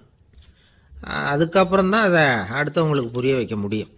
எப்படி ஆரம்பிக்க போகிறோம், எந்த கருத்தை முக்கியமாக வலியுறுத்த போகிறோம், எப்படி முடிக்க போகிறோம் அப்படிங்கிறத முதல்ல நல்லா சிந்திச்சு மனசில் வச்சுக்கணும். கடைசியாக என்ன சொல்கிறீங்களோ அதுதான் கேட்குறவங்க மனசில் நிற்கும். 3வது ஆலோசனை என்னென்னா, உங்கள் பேச்சு சுருக்கமாக இருக்கணும். ஒரு 15 நிமிஷம் பேசுறது ரொம்ப பொருத்தம். மணிக்கணக்கில் பேசிக்கிட்டு இருக்கிறது நல்லதில்லை. 4வது ஆலோசனை, நீங்கள் பேசுறது உண்மையாக இருக்கணும். உங்களுக்கு உண்மையான அனுபவங்கள் இருக்கும், அதை சொல்லலாம். உங்களுடைய உண்மையான அனுபவங்களை மற்றவங்களோட பகிர்ந்துக்கணும், அதுதான் முக்கியம். 5வது ஆலோசனை, ஆரம்பத்தில் கொஞ்ச நேரம் உங்களை பற்றியும் எதிரில் உள்ளவங்களை பற்றியும் சம்பந்தப்படுத்தி ஏதாவது பேசி ஒரு நெருக்கத்தை ஏற்படுத்திக்கணும். ஒவ்வொருத்தரும் இப்போ இவர் பேச போகிறது நம்ம சம்மந்தப்பட்டது அப்படின்னு நினைக்க ஆரம்பிச்சிருவாங்கல்ல, அதுக்கப்புறம் அவங்க கேட்க தயாராகிட்டாங்கன்னு அர்த்தம். எதிரில் உட்காந்துருக்கிற கூட்டத்திலிருந்து 3 பேரை தேர்ந்தெடுங்க. அதாவது வலது பக்கம் ஒருத்தர், நடுவில் ஒருத்தர், இடது பக்கம் ஒருத்தர். அதாவது உங்களை ரொம்ப கனிவாகவும் ஆர்வமாகவும் பார்க்குறவராக பார்த்து தேர்ந்தெடுத்துங்க. மனசுக்குள்ள நீங்கள் பேசும்பொழுது என்ன பண்ணணும்னா, இவங்களை நேருக்கு நேராக மாறி மாறி பார்த்துக்கிட்டே பேசுனீங்கன்னா நீங்கள் ஏதோ ஒட்டு மொத்த கூட்டத்தையும் பார்த்து பேசுகிறதாக ஒரு உணர்வு அது ஏற்படுத்திவிடும். 6வது ஆலோசனை என்னென்னா, சொற்பொழிவுன்னா நீங்கள் பேசணும், படிக்கக்கூடாது. எழுதி படிக்கிறது நல்லா இருக்காது. குறிப்புகள் வேணும்னா வச்சுக்கலாம். படிக்கிறது பேப்பர்லேருந்து வர்றது மாதிரி இருக்கும், பேசுறது இதயத்திலேருந்து வர்றது மாதிரி இருக்கும். அப்புறம் 7வது ஆலோசனை சொல்கிறாங்க. அது என்னென்னா, மேடையில் ஏறி நின்ன உடனே இயல்பாக மூச்சு இழுத்து விட்டுங்க, இயல்பு நிலைக்கு வாங்க, அதுக்கப்புறம் இயல்பாக பேச ஆரம்பிக்கலாம் அப்படிங்கிறாங்க. இவ்வளவும் பேச்சு கலையில் வல்லுநர்களாக இருக்கிறவங்க சொல்லுகிற ஆலோசனைகள். இதையெல்லாம் கடைபிடிச்சா நமக்கும் அதுக்கும் வெகு தூரம்னு நினச்சிக்கிட்டு இருந்த ஒன்று இப்போ கிட்டத்தில் நெருங்கி வந்துடும். நாம் சொல்கிறபடியெல்லாம் அது கேட்கும். ஒரு பேச்சாளர், அவருக்கு சுருக்கமாகவே பேச தெரியாது. மேடையில் ஏற்றி விட்டுவிட்டா போதும், ஆரம்பிச்சிருவார், நிறுத்த மாட்டார், பேசிக்கிட்டே இருப்பார். ஒரு தடவை அவர் ஒரு கூட்டத்தில் ரொம்ப நேரம் பேசிக்கிட்டே இருக்கிறார். எதிரில் பொறுமை இழந்த ஒருத்தர் தன்னுடைய கை கடிகாரத்தை காட்டினார். அதை கவனித்த பேச்சாளர், மன்னிக்கணும், கை கடிகாரம் நான் கொண்டுகிட்டு வர மறந்துட்டேன், அதுதான் நேரம் போனதே தெரியல அப்படின்னு சொல்லியிருக்கிறார். இதுக்கு அவர் சொன்னாராம் கோபமா, ஏய்யா கடிகாரத்தை தான் பார்க்க முடியல, மறந்துட்டேன், பக்கத்தில் மாட்டிருக்கிற கேலண்டரையாவது பார்க்கக்கூடாதா அப்படின்னாராம். சில பேர் ஆளை பார்த்தா 60 வயசு மாதிரி தோணும், உண்மையான வயசு என்னன்னு பார்த்தா 40 அல்லது 45. சில பேரை பார்க்கறதுக்கு 45 மாதிரி தெரியும், உண்மையிலேயே 65 தாண்டி இருப்பாங்க. ஒரு மனிதனுக்கு 2 வகையான வயது உண்டுங்கிறார் ஓஷோ. அதாவது உடம்புக்குன்னு ஒரு வயசு, மனசுக்குன்னு ஒரு வயசு. முதல் உலக மகாயுத்தம் நடந்தது இல்லையா, அது முடிஞ்சதுக்கு அப்புறம் முதல் தடவையா மனிதனின் மூளை வளர்ச்சியை பத்தி மனநல வைத்தியர்கள் ஒரு கணக்கெடுப்பு சோதனை நடத்தினாங்களாம். அது வரைக்கும் மனிதனுக்கு 2 வகையான வயது உண்டுன்னு யாரும் சிந்திச்சதே இல்லையா. அந்த உலக மகாயுத்தம் முடிஞ்சதுக்கு அப்புறம் மனிதனுடைய சராசரி மனதின் வயதை கணக்கிட்டு பார்க்கும் பொழுது அவங்களுக்குலாம் ரொம்ப அதிர்ச்சியா இருந்துதான். ஏன்னா அது ரொம்ப பின்தங்கிய நிலையில இருந்திருக்கு, வளர்ச்சி அடையாத நிலையில இருந்திருக்கு. அவங்க கண்டுபிடிச்ச பிரகாரம் அப்போ மனசோட சராசரி வயசு என்ன தெரியுமா, 14. அப்படின்னா பாத்துங்க, உடல் ரீதியா ஒருத்தரோட வயசு 70 கூட இருக்கலாம், ஆனா மனசோட வயசு 14 தான். இதுக்கு நேர்மாறா அமைஞ்சு போச்சுன்னு வச்சேங்க. அதாவது ஒருத்தருக்கு உண்மையிலேயே 14 வயசு, அதாவது உடலோட வயசு 14, அவரோட மனசின் வயசு 70ன்னு வச்சுக்கோங்க. இப்படி அமைஞ்சுட்டுதுன்னா அவர் சீக்கிரம் ஞானத்தன்மை அடைஞ்சிருவார் அப்படின்னு அர்த்தம். இப்ப நமக்கெல்லாம் உடம்போட வயசு மனசோட வயசு ரெண்டும் ஒன்னா இருந்துட்டா அதுவே போதும், அதுவே பெரிய விஷயம். இப்ப எமர்சன் கிட்ட போய் ஒருத்தர் கேட்டாரா, உங்க வயசு என்ன அப்படின்னு. அவர் உடனே பதில் சொல்லியிருக்கார், 360 வருஷம் அப்படின்னாராம். கேட்டவர் குழம்பி போயிட்டார். அவர் என்ன சொல்றாரு, 360 வயசா, என்ன நம்ம காதல தான் சரியா விழலையா? எமர்சன் எப்பவும் உண்மையை பேசுற ஒரு சிறந்த அறிவாளி, அவர் இப்படிலாம் பொய் சொல்ல மாட்டாரே அப்படின்னு ஒரு யோசனை பண்ணிக்கிட்டே அவர் மறுபடியும் அவர் கிட்ட போனாராம். ஐயா, நீங்க சொன்னது சரியா என் காதல விழல, அதனால மறுபடியும் கேட்கிறேன், உங்க வயசு என்ன அப்படின்னாராம். எமர்சன் மறுபடியும் சொல்லியிருக்கிறார், 360 வருஷம்னு. வந்தவருக்கு உண்மையிலேயே அதிர்ச்சியா போட்டுது. அதுக்கப்புறம் மெதுவா ஆரம்பிச்சாராம், ஐயா நீங்க சொல்றதை என்னால ஏத்துக்க முடியாது, எப்படி பார்த்தாலும் இப்போ உங்களுக்கு வயசு ஒரு 60க்கு மேல இருக்காதுன்னு நினைக்கிறேன். அப்படின்னாராம். நீங்க சொல்றது சரிதான், அது என் உடம்போட வயசுன்னாராம் எமர்சன். அப்படின்னா ஏற்கனவே நீங்க சொன்னது அப்படின்னு கேட்டிருக்காரு, அது என் மனசோட வயசு அப்படின்னாராம். நம்மளை பொறுத்த வரைக்கும் அறிவு தூசு படிஞ்சிருக்கு, அது மாதிரியே அன்பும் மாசுபட்டிருக்கு. இது ரெண்டையும் சுத்தம் பண்ண வேண்டியிருக்குது. அப்பதான் நாம சரியான வயசுல வாழ முடியும். ஒரு ஆசாமி இருக்கிறார், அவருக்கு உடம்போட வயசு அதிகம், மனசோட வயசு ரொம்ப குறைச்சல், குழந்தை மாதிரி. அவர் ஒரு ஆஸ்பத்திரியில படுத்திருக்கிறார். நர்சம்மா எல்லாருக்கும் மருந்து கொடுத்துட்டு போறாங்க. கொஞ்ச நேரம் கழிச்சு திரும்பி வந்தாங்க. அப்ப இவர் அந்த அம்மாவை கூப்பிட்டு சொல்றாரு, இதை பாருங்க சிஸ்டர், நீங்க எல்லாருக்கும் சின்ன சின்ன மாத்திரையா கொடுத்துட்டு எனக்கு மட்டும் நீளமான மாத்திரையா கொடுத்துட்டீங்க. முழுங்கிறதுக்கு ரொம்ப கஷ்டமா போச்சு. இனிமே எனக்கும் சின்ன மாத்திரையா கொடுங்க சிஸ்டர் அப்படின்னாராம். அந்த அம்மா உடனே அதிர்ச்சி ஆகி தலையில அடிச்சுக்கிட்டாங்களாம். நான் கஷ்டப்பட்டு மாத்திரையை முழுங்கினதுக்கு நீங்க ஏமா தலையில தட்டிக்கிறீங்க அப்படின்னு கேட்டிருக்காரு இவர். இதுக்கு அவங்க சொல்லியிருக்கிறாங்க, நான் உங்களுக்கு கொடுத்துட்டு போனது மாத்திரை இல்லைங்க, அது தெர்மாமீட்டர் அப்படின்னாங்க. ஒரு ஊர்ல ஒரு பெரியவர் இருந்தார். ஒரு நாள் அவரை தேடி ஒருத்தர் வந்தார். ஐயா, நான் கடவுளை பரிபூர்ணமா நம்புறேன் அப்படின்னார். சரி, அந்த நம்பிக்கை உனக்கு எப்படி வந்ததுன்னு கேட்டார் இவர். அவர் சொல்ல ஆரம்பிச்சார், ஐயா, எனக்கு கல்யாணம் ஆகி 10 வருஷம் ஆச்சு, ஆனாலும் குழந்தை பாக்கியம் இல்லை. அதுக்கு என்ன காரணமா இருக்கும்னு நான் யோசனை பண்ணிட்டு இருந்தப்போ நண்பர் ஒருத்தர் ஒரு ஆலோசனை சொன்னார். உனக்கு மதப்பற்று இல்லை, எந்த கடவுளையுமே நம்ப மாட்டேங்கிற, அதுதான் காரணம். கடவுளை நம்பு, உனக்கு குழந்தை பாக்கியம் கிடைக்கும் அப்படின்னார். அவர் அப்படி சொன்னாரே தவிர எனக்கு சந்தேகம்தான். இருந்தாலும் அவர் சொன்னபடியும் நடந்துதான் பார்ப்போமே அப்படின்னு முடிவு பண்ணேன். கடவுளை நம்ப ஆரம்பிச்சேன். அந்த வருஷமே அழகான ஆண் குழந்தை பிறந்தது. எல்லாம் இறைவன் அருள் அப்படின்னார். இவர் இப்படி சொன்னதை கேட்டதும் அந்த பெரியவர் சொன்னார், நீ சொல்றதெல்லாம் சரிதான், இருந்தாலும் இந்த காலத்துல எந்த ஒரு காரியமா இருந்தாலும் அதை சோதனை செஞ்சு பார்த்துட்டு தான் ஒரு முடிவுக்கு சேர முடியும். அறிவுபூர்வமான முடிவு அதுவா தான் இருக்கும். அறிவியல் சோதனைகள் அப்படித்தான். ஒரு குறிப்பிட்ட விஷயத்தை பத்தி எத்தனை தடவை சோதனை பண்ணாலும் ஒரே முடிவு தான் கிடைக்கணும். அதுதான் சரியா இருக்கும். அதனால இப்ப மறுபடியும் ஒரு சோதனைன்னார். என்ன செய்யணும் அப்படின்னு கேட்டார் இவர். கடவுள்கிட்ட ஒரு பெண் குழந்தை வேணும்னு கேளு. முதல்ல ஆண் குழந்தைய கொடுத்தது மாதிரியே இப்போ ஒரு பெண் குழந்தையையும் கொடுக்கறாரா பார்க்கலாம் அப்படின்னார். சரின்னு சொல்லி இவர் அதே மாதிரி முயற்சி பண்ணினார். அதுக்கப்புறம் அவரு இந்த பெரியவர்கிட்ட வரவே இல்லை. கொஞ்ச காலம் கழிச்சு இவரே அவரை தேடிட்டு போய் கதவை தட்டினார். அவர் கதவை திறந்தார். என்ன ஆச்சு, கடவுள் கண் திறந்தாரா அப்படின்னு கேட்டார்.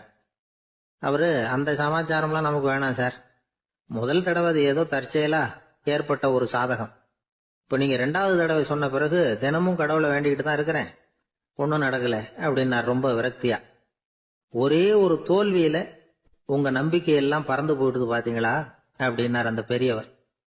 எல்லாம் நல்ல விதமா நடக்கிற வரைக்கும் நம்பிக்கை, எதிர்பார்த்தது தோல்வியில முடிஞ்சுட்டுதுன்னா அவநம்பிக்கை. மற்றவர்கள் பேர்ல வைக்கிற நம்பிக்கை எந்த நேரத்திலையும் விவகாரமாகி விடக்கூடிய சாத்தியம் உண்டு. நாம நம்பிக்கை வைக்க வேண்டியது நம்ம கிட்ட தான், நமக்குள்ள இருக்கிறார் கடவுள். எனவே நம்ம பேர்ல நாம வைக்கிற நம்பிக்கை தான் உண்மையான கடவுள் பக்தி. நிபந்தனையற்ற நம்பிக்கையா அது இருக்கணும். எல்லாம் நல்லபடியா நடந்துகிட்டு இருந்தா எந்த முட்டாளுக்கும் நம்பிக்கை வரத்தான் செய்யும் அப்படிங்கிறது ஒரு பெரியவர் கருத்து. தியானத்தின் மூலமா தான் உனக்குள்ள ஆழமா தோண்டுனா உன்னுடைய அடி ஆழத்துல நம்பிக்கை அப்படி ஊற்றெடுக்கும், அதை பார்க்க முடியும் அப்படிங்கிறது பெரியவர்கள் சிந்தனை. ஒரு குழந்தை அப்பாவை பார்த்து என்னப்பா பண்றேன்னு கேட்டுதான். பிரார்த்தனை பண்ணிட்டு இருக்கிறேன்னாராம் அப்பா. பிரார்த்தனை பண்ணுனா என்ன கிடைக்கும் அப்படின்னு கேட்டுதான் குழந்தை. எல்லாம் கிடைக்கும் அப்படின்னாராம் அப்பா. நீ வச்சிருக்கிறிய பேனா அது கூட கிடைக்குமான்னு கேட்டுதான் குழந்தை. ஓ, கிடைக்குமேன்னு இருக்கார். அப்படின்னா அந்த பேனாவை என்கிட்ட கொடுத்துரு, நீ பிரார்த்தனை பண்ணி வேற பேனா வாங்கிக்கோ அப்படின்னு தான் அந்த குழந்தை. ஒரு பெரிய நினைவு மண்டபம், அதுக்கு முன்னாடி ஒரு அப்பாவும் பிள்ளையும் நின்றுட்டு இருக்கிறாங்க. அந்த வழியா போறவங்க வர்றவங்க எல்லாம் அந்த இடத்துல நின்று அது என்ன மண்டபம் அப்படின்னு விசாரிக்க ஆரம்பிச்சாங்க. அந்த அப்பாவும் பிள்ளையும் தான் வர்றவங்களுக்கெல்லாம் விவரம் சொல்லிட்டு இருக்கிறாங்க. அதாவது இந்த இடத்துல ஒரு பெரிய மகான் சமாதி ஆயிருக்கார், அவர் சமாதியான இடத்துல இந்த நினைவு மண்டபத்தை கட்டியிருக்கிறோம் அப்படின்னாங்க. ஊர் பூரா இந்த செய்தி பரவிச்சு. நிறைய பேர் அந்த இடத்தை தேடி வர ஆரம்பிச்சாங்க. இங்க கொஞ்ச நேரம் உட்காந்துட்டு போனா மனசுக்கு ஒரு நிம்மதி கிடைக்குது அப்படின்னாங்க. அங்க இருந்த உண்டியல்ல நிறைய காசு போட்டுட்டு போறாங்க. பணம் கிடுகிடுன்னு நிறைய சேர ஆரம்பிச்சுட்டுது. பணம் நிறைய சேர்ந்த உடனே அந்த அப்பாவுக்கும் பிள்ளைக்கும் தகராறு வந்துட்டுது. பணம் சேர்ந்தாலே சொத்து தகராறு வரத்தானே செய்யும், அது மாதிரி வந்துட்டுது. பையன் அடிக்கடி நிறைய பணம் கேட்க ஆரம்பிச்சான். அப்பா பார்த்தார், யோசனை பண்ணார், ஒரு முடிவுக்கு வந்தார். ஒரு நாள் பையனை கூப்பிட்டார். இதை பாருப்பா, நமக்குள்ள தகராறு வேணாம். அப்பாவும் பிள்ளையும் இப்படி சண்டை போட்டுக்கிட்டா பார்க்குறவங்க தப்பா நினைப்பாங்க. அதனால நமக்குள்ள சமரசமா இதை தீர்த்துக்குவோம், என்ன சொல்ற அப்படின்னார் அப்பா. சரி நான் பையன். உடனே அந்த அப்பா என்ன பண்ணார் தெரியுமா? மகன்கிட்ட கொஞ்சம் பணத்தை கொடுத்தார். தன்கிட்ட இருந்த ஒரு கழுதையையும் கொடுத்தார். இதை வச்சு நீ பொழைச்சிக்கோ அப்படின்னு சொல்லி அனுப்பி வச்சுட்டார். மகன் அந்த கழுதையை இழுத்துக்கிட்டு அடுத்த ஊருக்கு போனான். வழியிலேயே அந்த கழுதை செத்து போச்சு. உடனே என்ன பண்ணலாம்னு யோசனை பண்ணான். ஒரு ஐடியா வந்தது. அந்த கழுதையை ஒரு சாலை ஓரமாக புதைச்சான். கையில் இருந்த பணத்தை வச்சு அந்த இடத்துல ஒரு கல் மண்டபம் கட்டினான்.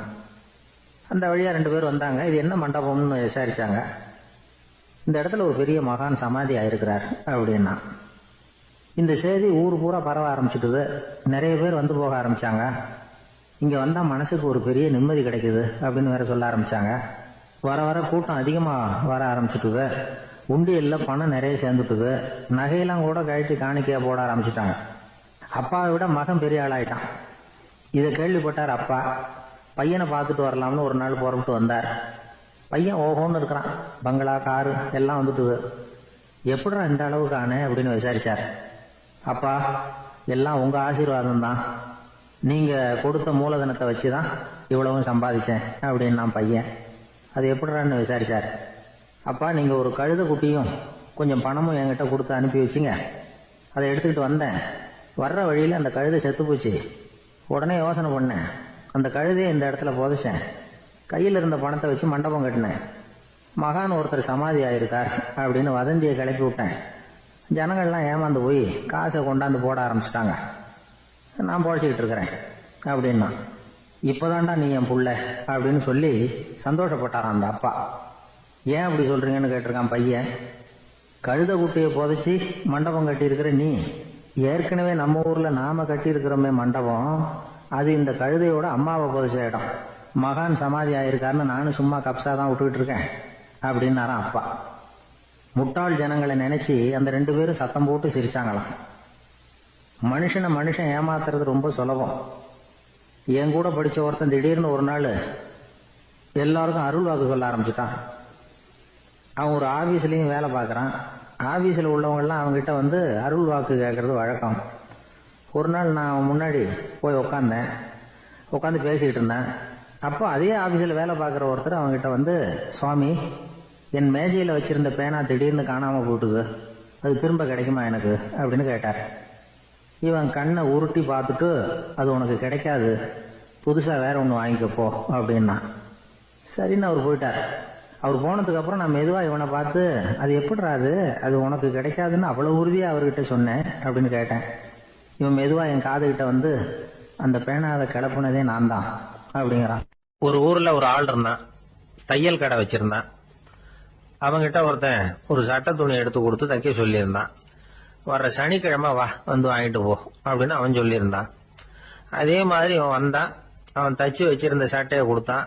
இவன் வாங்கி அங்கேயே போட்டு பார்த்தான். கை நீளம் ஒண்ணுக்கு ஒண்ணு வித்தியாசமா இருந்தது. வலது கை இடது பக்கத்தை விட நீளம் குறைச்சலா இருந்தது. அவன் முணுமுணுக்க ஆரம்பிச்சுட்டான். என்ன இது இப்படி தைச்சுட்டியேன்னு. இதுக்கு அவன் சொன்னான், ஐயோ, இதுக்காகவா சங்கடப்படுறீங்க? வலது கையை மட்டும் கொஞ்சம் உள்ள இழுத்தாப்புல வச்சுக்கிட்டீங்கன்னா சரியா போகுது. மற்றபடி அந்த சட்டையில உள்ள கலை அம்சத்தை கவனிங்க.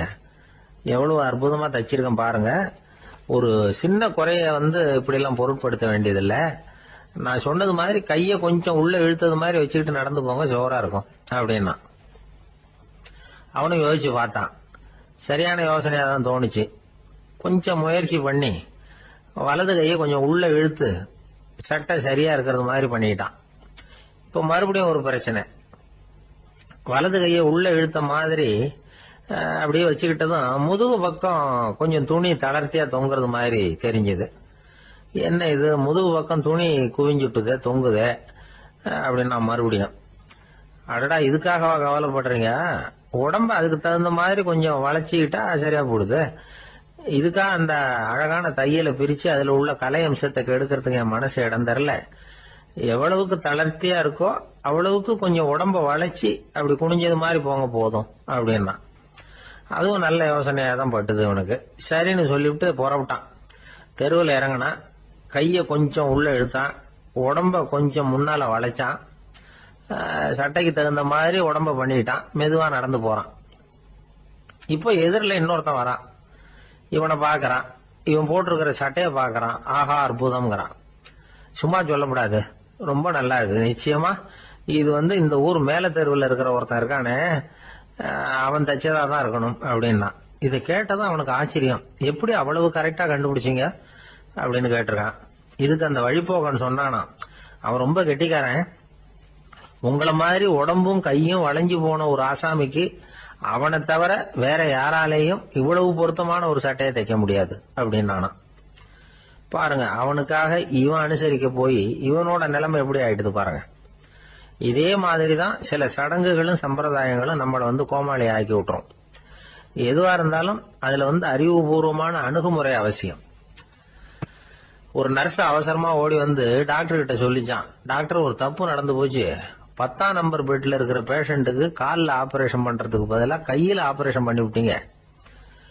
கை ஆபரேஷன் பண்ணிக்க வேண்டிய ஆள் 7ஆம் நம்பர் பெட்ல இருக்கார் அப்படின்னு தான். அதுக்கு ஒரு பதட்டப்படாம சொன்னாராம், பரவாயில்ல இவரை தூக்கி 7ஆம் நம்பர் பெட்ல போட்டுரு அப்படின்னு. ஒருத்தர் ஓடி வந்தார். இன்னொருத்தரை பார்த்து, சார் உங்க சைக்கிளை ஒரு நாள் இரவல் கொடுங்களேன், பக்கத்து ஊருக்கு போயிட்டு வர வேண்டியிருக்கு அப்படின்னார். இவர் சைக்கிளை கொடுத்து பத்திரமா கொண்டுட்டு போங்கன்னார். சார் இதை பத்திரமா கொண்டு போறேன், கவலையே வேணாம், ஏன்னா இது உங்களோட சைக்கிள் அப்படின்னு நான் நினைக்கல, என்னோட சைக்கிளா நினைக்கிறேன் அப்படின்னார். அதுக்கப்புறம் தான் இவருக்கு உண்மையாவே பயம் வந்துட்டுது. ஏன்னா அவர் சொன்னது மாதிரி அதை தன்னோட சைக்கிளாவே நினைச்சு தள்ளிட்டு போட்டா என்ன பண்றது. எது எதை நம்முடையதா நினைக்கணுங்கிறதுக்கு ஒரு வரையறை இருக்கு. சில பேர் ஆபீஸையே வீடா நினைச்சு விடுறது உண்டு. அப்படிப்பட்டவங்க கூட வீட்டை ஆபீஸா நினைக்கிறது இல்லை. ஏன்னா வீட்டில் இவர் ஆபீசரா நடந்துக்க முடியறதில்ல. இதெல்லாம் ஒரு பக்கம் இருக்கட்டும். இப்போ விஷயத்துக்கு வருவோம். பொறியியல் மேதை டாக்டர் விஸ்வேஸ்வரய்யா இருந்தார் இல்லையா, பாரத ரத்னா விருதெல்லாம் கொடுத்தாங்களே. ஆபீஸ் வேலை வேற, சொந்த வேலை வேற அப்படிங்கிறதுக்கு ஒரு உதாரணமா இருந்தவர் அவர். மைசூர் மகாராஜா கிட்ட திவானா இருந்தார். அவர் ஒரு நாள் அரசாங்க வேலை காரணமா வெளியூர் போயிருந்தார். ஹாசன்கிற ஊருக்கு பக்கத்துல ஒரு பயண மாளிகை, அங்க தங்கிவிட்டார். ராத்திரி அங்க தங்கி இருந்துட்டு விடிஞ்சதும் ஊருக்கு திரும்புறதாக திட்டம். ராத்திரி தூங்குறதுக்கு ரொம்ப நேரம் ஆயிட்டுது. ரொம்ப நேரம் வரைக்கும் அரசாங்க சம்பந்தப்பட்ட வேலைகளையே பார்த்துக்கிட்டு இருக்கிறார். அரசாங்க ஃபைல்கள் நிறைய இருந்தது. அதையெல்லாம் ஒவ்வொன்றா எடுத்தார், படிச்சு பார்த்தார், பரிசீலனை பண்ணார். அதில் எழுத வேண்டியதை எழுதினார், கையெழுத்து போட்டார். ஒரு வழியா அந்த வேலையெல்லாம் முடிஞ்சுது. அதுக்கப்புறம் என்ன பண்ணார்னா, தன்னுடைய சூட்கேஸை திறந்தார். அதிலிருந்து 2 மெழுகுவத்தியை எடுத்து கொளுத்தி வச்சார். அந்த பயண மாளிகையில அது வரைக்கும் எரிஞ்சுக்கிட்டு இருந்த மின்சார விளக்குகளை அணைச்சுட்டார். அதுக்கு பிறகு அந்த மெழுகுவத்தி வெளிச்சத்துல சில புத்தகங்களை தொடர்ந்து படிக்க ஆரம்பிச்சிட்டார். அந்த பயண மாளிகையில பணியாளரா இருந்தவர் இதை பார்த்துட்டு ஓடி வந்தார். மறுபடியும் மின் விளக்கு போடுறதுக்காக போனார். விஸ்வேஸ்வரய்யா அதை பார்த்துட்டு போட வேணாம்ட்டாராம். இதுவரைக்கும் நான் அரசாங்க அலுவல்களை கவனிச்சுக்கிட்டு இருந்தேன், அதனால மின் விளக்குகள் அப்ப எரிஞ்சதுல தப்பு இல்லை. இப்ப நான் புத்தகம் படிச்சுக்கிட்டு இருக்கேன், இது என்னுடைய சொந்த வேலை. இங்க இருக்கிற மின் விளக்கு அதுக்காக ஏன் எரியணும் அப்படின்னு கேட்டாராம். இப்ப இருக்கிற சில அரசு பணியாளர்கள் கிட்ட இந்த சம்பவத்தை பேச்சோட பேச்சா சொல்லி பார்த்தேன். அவங்களால இதை ஜீரணிக்கவே முடியல. நேர்மை தேவைதான் சார், அதுக்காக அவ்வளவு தூரத்துக்கு அது தேவையா அப்படிங்கிறாங்க. விஸ்வேஸ்வரய்யா அப்படி பண்ணினது தான் ஒரு நேர்மையாளர் அப்படின்னு இந்த உலகத்துக்கு நிரூபிக்கணுங்கிறதுக்காக இல்லை. தான் அப்படி நடந்து காட்டினா தன்னை சுத்தி இருக்கிறவங்களும் அதை கேள்விப்படுறவங்களும் முடிஞ்ச அளவுக்கு பொது வாழ்க்கையில அரசு பணியில நேர்மையை கடைபிடிக்க முயற்சி பண்ணலாமே அப்படிங்கிறதுக்காகத்தான். இப்பவும் சில பேர் இருக்கிறாங்க, இவங்க ஆபீஸ் வேற வீடு வேறன்னு நினைக்கிறது இல்லை, அவ்வளவு உரிமை. ஒருத்தர் அப்படிதான், அவருக்கு அவசரமா 5000 ரூபாய் தேவைப்பட்டது. ஆபீஸ் பணத்தை எடுத்துக்கிட்டார். அந்த நேரம் பார்த்து ஆடிட் வந்துட்டுது. ஆப்பிட்டுக்கிட்டார். விசாரணை நடக்குது. அவர் சொல்றார், சார் நான் நேரம் காலம் பார்க்காம ஆபீஸ்ல வேலை செய்வேன், ஏன்னா அதை என்னோட ஆபீஸா நினைக்கிறேன். அவசரத்துக்கு அந்த பணத்தை எடுத்தேன், மறுபடியும் வச்சுடலாம்னு தான் இருந்தேன், அதுக்குள்ள இப்படி ஆயிட்டுது. நீங்க என்ன நினைச்சாலும் சரி, நான் ஆபீஸ் வேற வீடு வேற அப்படின்னு நினைக்கிறது இல்லை, அது என்னோட சுபாவம் அப்படின்னார். விசாரணை பண்ணவர் தீர்ப்பு வழங்கினார். உங்க சுபாவத்துக்கு மதிப்பு கொடுத்து நானும் தீர்ப்பு வழங்குறேன். நீங்க கொஞ்ச நாள் ஜெயிலில் இருந்துட்டு வாங்க, அது உங்களுக்கு கஷ்டமா இருக்காதுன்னு நினைக்கிறேன். ஏன்னா அங்க போனாலும் நீங்க உங்க சுபாவப்படி வீடு வேற ஜெயில் வேறன்னு நினைக்க மாட்டீங்க அப்படின்னா. சில பேரை இப்படி சொல்றது உண்டு. அடுத்தவங்களை அனுசரித்து நடந்துக்க தெரியல, அவன் என்ன சார் மனுஷன் அப்படிம்பாங்க. சக மனிதர்களோட எப்படி பழகிறது அப்படின்னு தெரியாததுனாலேயே பல பேர் இன்னைக்கு சங்கடப்பட்டுக்கிட்டு இருக்கிறாங்க. வசதி வாய்ப்பெல்லாம் சரியா இருக்கும், ஆனால் வாழ்க்கை சரியா இருக்காது. இன்னொருத்தர்கிட்ட எப்படி பேசுறது பழகிறதுங்கிறது தெரியாததுனால தான் இந்த அவஸ்தை. சரி, இந்த அவஸ்தை இல்லாமல் வாழறது எப்படி? இதுக்கு அனுபவசாலிகள் சில வழிமுறைகளை சொல்றாங்க. அதெல்லாம் என்னென்னங்கிறத இப்போ தெரிஞ்சுக்குவோம். முதல்ல நம்ம நாக்கு நம்ம கண்ட்ரோலில் இருக்கணும். வார்த்தைகளை கொட்டிவிட்டு அதுக்கப்புறம் அள்ள முடியாமல் கடந்து கஷ்டப்படக்கூடாது. எப்படி பேசுகிறோங்கிறதும் முக்கியம், பேசுகிறப்ப எப்படி முகத்தை வச்சிருக்கிறோங்கிறதும் முக்கியம். அன்பாக பேசினாலும் நல்லா இருக்கும். அப்படி பேசுகிறப்ப ஆதரவாக அவர் தோள் மேலே ஒரு கையை போட்டுக்கிட்டு பேசினா இன்னமும் நல்லா இருக்கும். ரெண்டாவது விஷயம், இன்னொருத்தர்கிட்ட பேசுகிறப்ப வாக்குறுதிகளை அள்ளி வீசக்கூடாது. கொடுக்குற வாக்குறுதி குறைச்சலாக இருக்கணும். அப்படி கொடுத்த வாக்குறுதியை கண்டிப்பாக நிறைவேற்றணும். நாம் ஒருத்தரை பாராட்டுறோம் அல்லது அவரை பற்றி அபிப்பிராயம் சொல்கிறோம்னா அது ஆக்கப்பூர்வமாக இருக்கணும். நம்ம பாராட்டு அல்லது விமர்சனம் அடுத்தவருடைய முன்னேற்றத்துக்கு உதவுறது மாதிரி இருக்கணும். நாம் சொல்கிறத கேட்டுட்டு அவன் தலையில் கையை வச்சுட்டு உட்காந்துடக்கூடாது. எப்பவும் உற்சாகமாக இருக்கணும், முகம் அலர்ச்சியாக இருக்கணும். மனுஷன் இருந்தால் வருத்தம், கவலை, ஏமாற்றம் எல்லாம் இருக்க தான் செய்யும். அதெல்லாம் மனசில் இருக்கட்டும். அந்த வருத்தமும் கவலையும் ஏமாற்றமும் சேர்ந்துக்கிட்டு நம்ம முகத்தில் இருக்கிற மலர்ச்சியை மூடி மறைக்கிறதுக்கு நாம் இடம் கொடுத்துடக்கூடாது. எந்த விஷயத்தை பற்றி யாருக்கிட்ட பேசினாலும் வெளிப்படையாக பேசணும், திறந்த மனசோட பேசணும். மூடி மறைச்சி முன்னு மூழ்கிக்கிட்டு இருக்கக்கூடாது. இன்னொருத்தர்கிட்ட பேசுகிறப்போ விவாதம் பண்ணுங்க, அது தப்பு இல்லை. ஆனால் வாதாடிக்கிட்டு இருக்கக்கூடாது. அதாவது என்ன சொல்கிறாங்கன்னா, டிஸ்கஸ் பண்ணலாம், ஆர்கியூ பண்ணக்கூடாது. நம்மக்கிட்ட இருக்கிற நல்ல குணங்களை நாம் எடுத்து சொல்லிகிட்டு இருக்கக்கூடாது. அந்த நல்ல குணங்களே நம்மளை பற்றி எடுத்து சொல்லணும், அது மாதிரி நடந்துக்கணும். அதே மாதிரி அடுத்தவங்க கிட்ட உள்ள கெட்ட குணங்களை பற்றி அவசியம் இல்லாமல் நாம் பேச வேண்டியதில்லை. உங்களை பற்றி யாராவது தப்பாக பேசுகிறாங்களா, அப்படி அவங்க பேசுகிறதுல உண்மை இல்லையா அப்படின்னா அதை நீங்கள் பொருட்படுத்த வேண்டியதில்லை, விட்டுடலாம். அது தானாக போயிடும். ஒரு 4-5 பேரோட பேசிக்கிட்டு இருந்தீங்கன்னா எல்லாருக்கும் முக்கியத்துவம் கொடுங்க, யாரையும் அலட்சியப்படுத்தாதீங்க. தமாஷா பேசலாம், ஆனால் அவங்க தமாஷ் அடுத்தவங்களை கேலி பண்ணுறதா இருக்கக்கூடாது. நமக்கு கிடைக்க வேண்டியது கிடைக்கலையே அப்படிங்கிற தவிப்பு நம்மகிட்ட இருக்கக்கூடாது, அது தேவையில்லை. உங்கள் செயல்பாடுகள் தெளிவாக இருக்கட்டும், பாராட்டு தானாக அவங்கள தேடிட்டு வரும். இன்னொரு மனுஷனுடைய மனசில் கௌரவமான ஒரு இடத்த பிடிக்கணும்னா நாம் இந்த குணத்தையெல்லாம் நம்மகிட்ட வளர்த்துக்கணும். இதெல்லாம் அனுபவசாலிகள் சொல்லியிருக்கிற குறிப்புகள். இந்த குறிப்புகளை சரியாக புரிஞ்சுக்கணும், அது முக்கியம். தப்பாக புரிஞ்சுக்கிட்டா என்ன ஆகும் தெரியுமா? இதை கேளுங்க. ஒருத்தர் வந்தார், சார் அடுத்தவங்க தோள் மேலே கையை போட்டுக்கிட்டு அன்பாக பேசணும்னு சொன்னீங்க, அப்படி தான் பேசினேன்.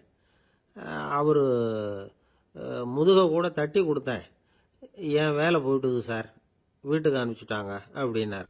யாருக்கிட்ட அப்படி பேசுனீங்கன்னு கேட்டோம். என் முதலாளிகிட்ட சார் அப்படிங்கிறார் ரொம்ப சோகமா. ஒரு சிகை அலங்கார கூடம், ரொம்ப சுறுசுறுப்பாக எல்லாரும் வேலை செஞ்சுக்கிட்டு இருக்கிறாங்க. முடிவெட்டிக்க வந்திருக்கிறவங்க நிறைய பேர், எல்லாரும் வரிசையாக உட்காந்துருக்கிறாங்க. அந்த சமயத்தில் திடீர்னு கதவை திறந்துக்கிட்டு ஒருத்தர் உள்ளே வர்றார். அவர் ஒரு பெரிய மனிதர், அவரும் முடிவெட்டிக்கிறதுக்காக தான் உள்ளே வந்திருக்கிறார். அவரை பார்த்த உடனே அங்கே வரிசையில் உட்காந்துருந்தவங்க எல்லாரும் எழுந்திரிச்சு அவர்கிட்ட வந்துட்டாங்க. அவரை சுற்றி நின்றுட்டாங்க. எப்படி இருக்கிறீங்க, நல்லா இருக்கீங்களா அப்படின்னு விசாரிக்க ஆரம்பிச்சுட்டாங்க. எல்லாம் முடிஞ்சதும் வந்தவர் கேட்டார், வரிசையில் கடைசியாக இருக்கிறவர் யார் அப்படின்னு கேட்டார். ஏன்னு கேட்டாங்க. நான் அதுக்கு அடுத்தபடியாக உட்காரணும், அதுக்காக தான் கேட்குறேன் அப்படின்னார். உடனே அங்கே இருந்தவங்கெல்லாம் என்ன சொன்னாங்க தெரியுமா?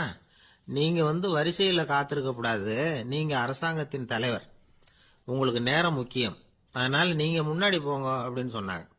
ஆனால் அதை அவர் கேட்கல. தோழர்களே, உங்களுடைய கருத்துக்கு ரொம்ப நன்றி. எல்லாரும் வரிசையாக தான் வரணும், அதுதான் முறை. வரிசையில் வரணுங்கிற நடைமுறையை நானும் பின்பற்ற விரும்புகிறேன். நாம் எல்லாரும் சமமானவர்கள் அப்படின்னார். இப்படி சொல்லிவிட்டு வரிசையில் கடைசியாக இருந்த ஒரு நாற்காலியில் போய் உட்காந்துக்கிட்டார். தன் சட்டை பையில் இருந்த ஒரு செய்தித்தாளை எடுத்தார், படிக்க ஆரம்பிச்சிட்டார். ஆனால் அங்கே இருந்தவங்களால இதை பார்த்துக்கிட்டு சும்மா இருக்க முடியல. ஒருத்தர் எழுந்திரிச்சு வந்தார். ஐயா, இப்போ என்னுடைய முறை வந்திருக்குது, நான் தான் போக வேண்டிய முறை. உங்களை இங்கே காத்திருக்க வைக்கிறத விட ஒரு 5 ஆண்டுகளுக்கு கூட நான் முடிவெட்டிக்காமே இருந்துட முடியும் அப்படின்னார். அவர் மறுபடியும் சொன்னார், ஐயா, நீங்கள் வரிசை முறையை தாண்டி போக விருப்பப்படல, சரி, ஆனால் என்னுடைய முறையை மாற்றி கொடுக்கறதுக்கு எனக்கு முழு உரிமை இருக்குது. இதுக்கு பதிலாக உங்களுடைய கடைசி இடத்த நான் எடுத்துக்கிறேன், இதை நீங்கள் மறுக்க முடியாதுன்னார். அங்கே இருந்த மற்றவங்களும் இதை ஒரு மனசாக வற்புறுத்த ஆரம்பிச்சிட்டாங்க. அந்த பெரிய மனிதர் பார்த்தார், சரின்னு கடைசியா ஒத்துக்கிட்டார். அவர் யார் தெரியுமா? அவர் தான் மாவீரர் லெனின். ரஷ்யாவில் கிரெம்ளின் சிகை அலங்கார கூடத்தில் தான் இது நடந்தது. எல்லாரும் இந்நாட்டு மன்னர்கள்னு வாயளவில் பேசுறதுல என்ன பிரயோஜனம்? நாம எல்லாரும் சமம்ங்கிறத நடைமுறையில் கடைபிடிச்சு காட்டினவங்க கொஞ்சம் பேர் தான். அவங்கள ஒருத்தர் தான் லெனின். வரிசையில் நின்று வர்றதுங்கிறது ஒரு சிறந்த பண்பு, உயர்ந்த பண்பு. இன்னைக்கு பல இடங்கள்ல அது நமக்கு தேவைப்படுது. ஒரு ரேஷன் கடைவாசல், கடை திறக்கிறதுக்கு முன்னாடியே எல்லாரும் வந்து வரிசையில் நின்றுட்டாங்க.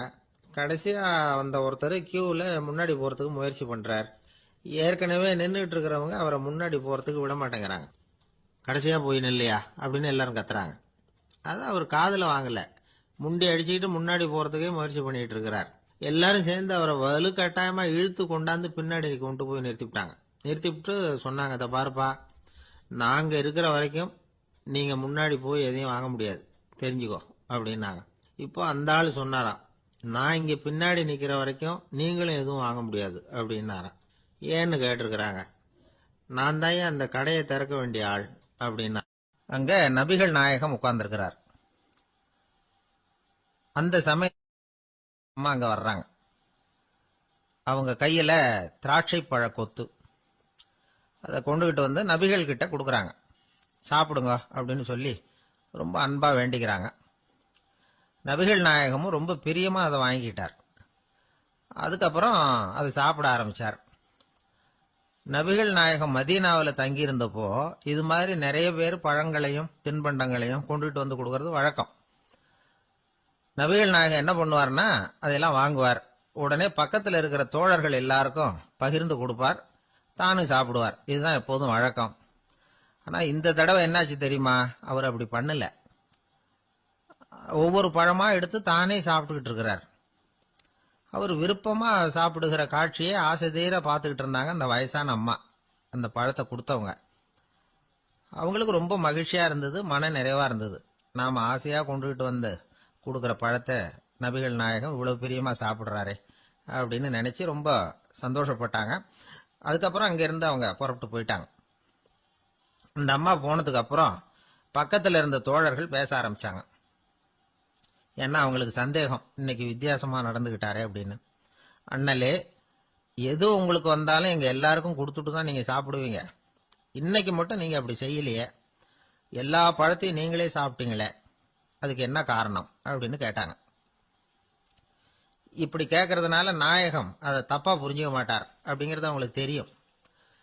யாரும் எதையும் அவர்கிட்ட கேட்கலாம், அப்படி கேட்கறதுக்கு உரிமை உண்டு. இந்த ஜனநாயக முறைகளுக்கு அவர்கள் கொடுத்த மரியாதை இது.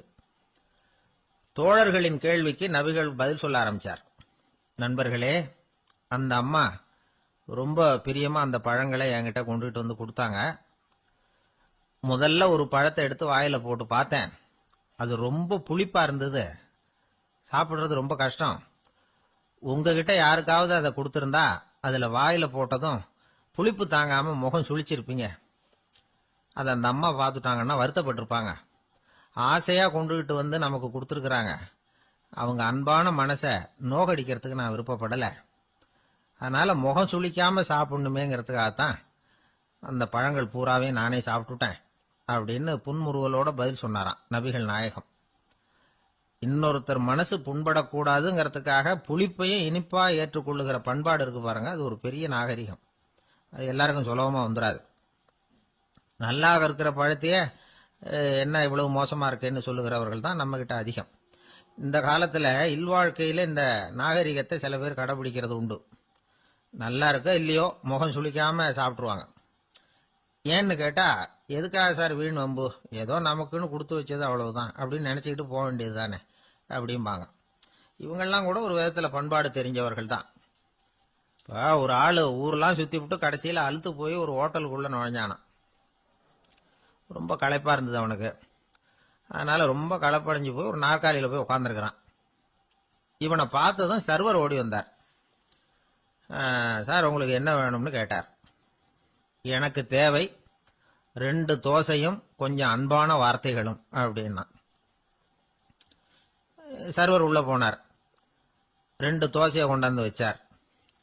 அன்பான வார்த்தை கேட்டனே அப்படின்னா இவன்.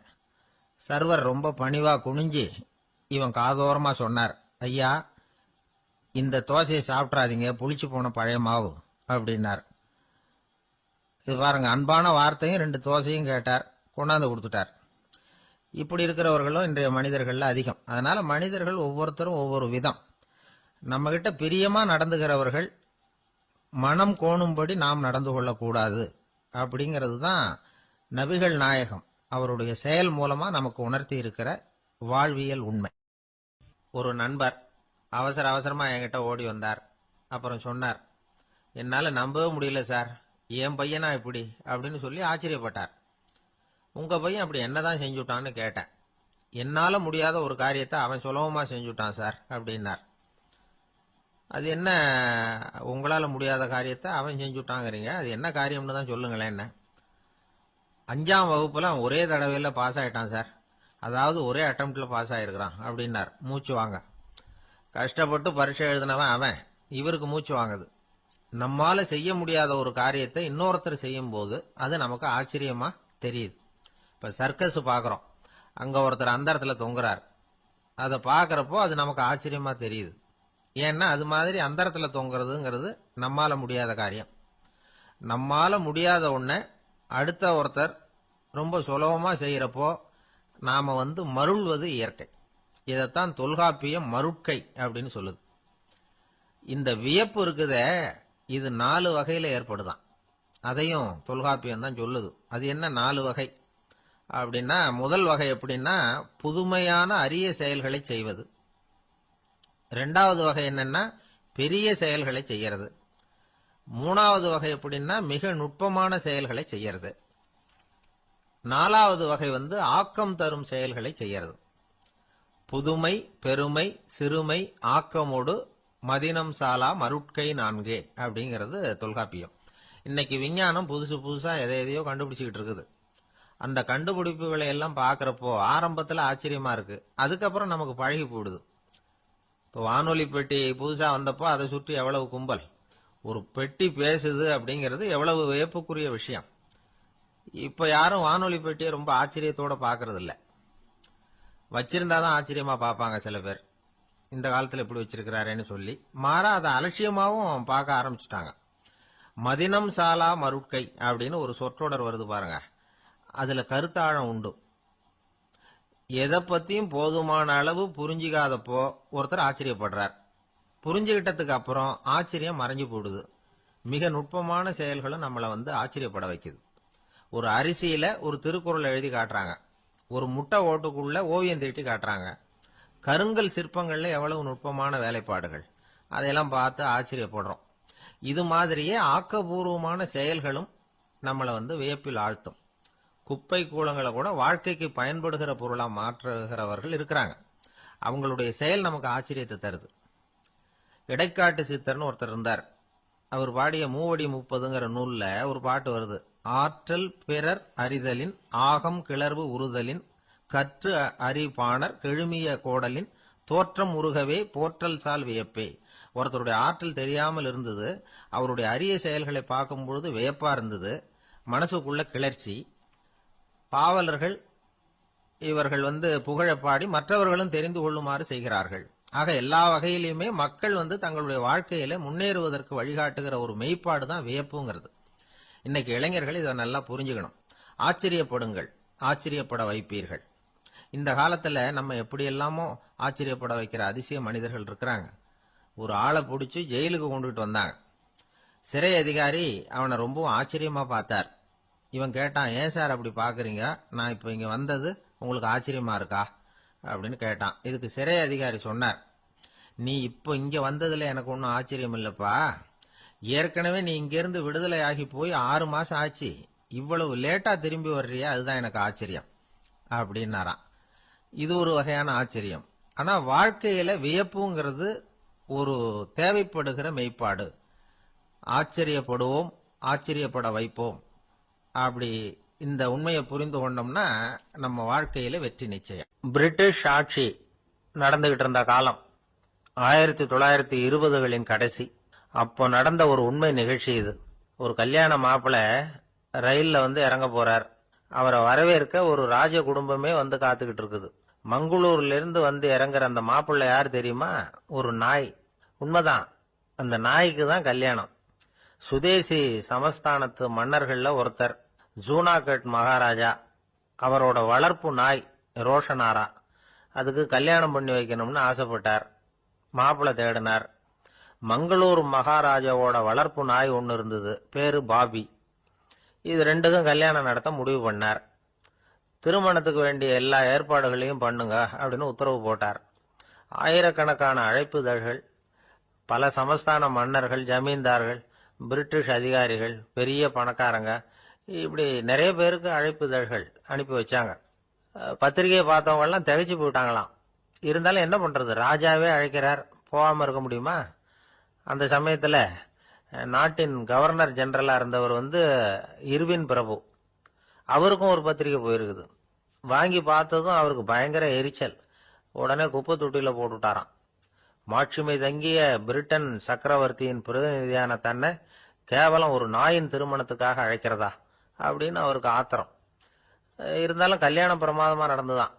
கல்யாணத்தன்னைக்கு பொண்ணுக்கு ஸ்பெஷல் குளியல், தண்ணீருக்கு பதிலாக வாசனை திரவியங்கள், பன்னீர், குளிச்சதுக்கு அப்புறம் அலங்காரம், வைர மாலை, முத்து மாலை, ஏகப்பட்ட அலங்காரம்.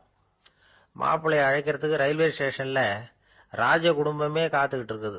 அவங்களோட வளர்ப்பு நாய்கள் 250. அத்தனை நாய்களுக்கும் பட்டு துணி போத்தி இருக்குது. முத்து வடங்கள் அணிவிச்சிருக்கிறாங்க. எல்லாம் ராஜ நாய்கள். அதுகளையும் வீதியில நடக்க விடலையாம். அதுகளை சுமந்துகிட்டு போக அலங்கரிக்கப்பட்ட யானைகள் காத்துக்கிட்டு இருக்குதாம். மாப்பிள்ளைக்கு வரவேற்பு எப்படி தெரியுமா? அது நடந்து வர்ற பாதை பூரா ரத்தன கம்பளம் விரிச்சிருக்குது. 2 பக்கமும் ராஜாங்க அதிகாரிகள் கைகட்டி நிக்கிறாங்க. அரசு படை வீரர்கள் அணிவகுப்பு மரியாதை செலுத்துறாங்க. அந்த நாய் ராஜ மரியாதையோட நடந்து வருது. நகையெல்லாம் போட்டுக்கிட்டு வருது. திருமண மண்டபத்துக்கு சேருது. அங்க கல்யாணம் அமோகமா நடக்குது. இந்த திருமணத்தை முன்னிட்டு அந்த ஜூனாகட் சமஸ்தானத்துக்கு 3 நாள் விடுமுறை வேற. கல்யாணத்துக்கு வந்திருந்தவங்களுக்கெல்லாம் ஏக தடபுடலா விருந்து, நாட்டியம் எல்லாம் பிரமாதமா நடந்துதான்.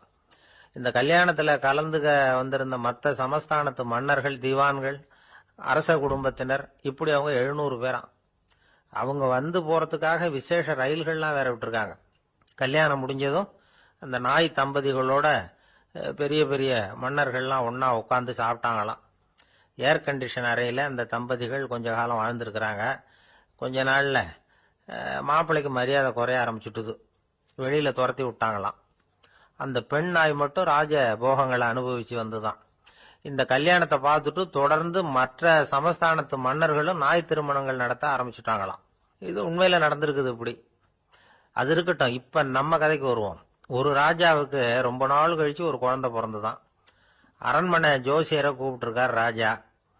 ஜோசியரே, என் மகன் வருங்காலத்துல சிறந்த வாழ் வீரனா வரணும்னு ஆசைப்படுறேன். வருவானாங்கிறத கொஞ்சம் பார்த்து சொல்லுங்களேன் அப்படின்னாராம். ஜோசியர் சொன்னார், மன்னா, உங்க புள்ள வாழ் வீரனா வர்றது கஷ்டம். ஆனா அவரும் உங்களை மாதிரியே நாய்க்குட்டிகள் பேர்ல பிரியமா இருப்பார். அதுகளுக்கு கல்யாணமும் பண்ணி வைப்பார் அப்படின்னாராம். அது எப்படி கண்டுபிடிச்சிங்க அப்படின்னு கேட்டிருக்கார் ராஜா. அரசே, உங்க பிள்ளைக்கு வாழ் மேல உள்ள பிரியத்தை காட்டிலும் நாய் மேல உள்ள பிரியம் அதிகம்ங்கிறதுக்கான அறிகுறி இப்பவே தெரியுது. நல்லா கவனிச்சு பாருங்க. அவரு வாழ் வாழ்னு கத்துறாரு அப்படின்னாரு. கவனிச்சு பார்த்துட்டு அப்படி எனக்கு காதுல விழலையே அப்படின்னாராம் மன்னர். அதனாலதான் சொன்னேன், அவர் கத்துறது வாழ் வாழ்னு கத்தல, வள்ளு வள்ளுன்னு கத்திக்கிட்டு இருக்கார். அதனாலதான் அப்படி சொன்னேன் அப்படின்னாராம் அரண்மனை ஜோசியர். இருட்ட கண்டா பயம் உண்டாவதே, அது ஏன்? இப்படி ஒரு கேள்வியை ஒரு பெரியவர்கிட்ட கேட்டாங்க. அதுக்கு அவர் பதில் சொல்றார், மனிதனுடைய ஆதிகால வாழ்க்கையில தொற்றிக் கொண்ட பயம் இது வேரூன்றி இருக்குது, இன்னமும் போகல. 50,000 வருஷங்களுக்கு முன்னாடி மனுஷன் குகைகள்ல வாழ்ந்தான். பகல்ல பயம் இருக்காது. ராத்திரியில மிருகங்கள் தாக்கும், கொல்லும், நிம்மதியா தூங்க கூட முடியாது.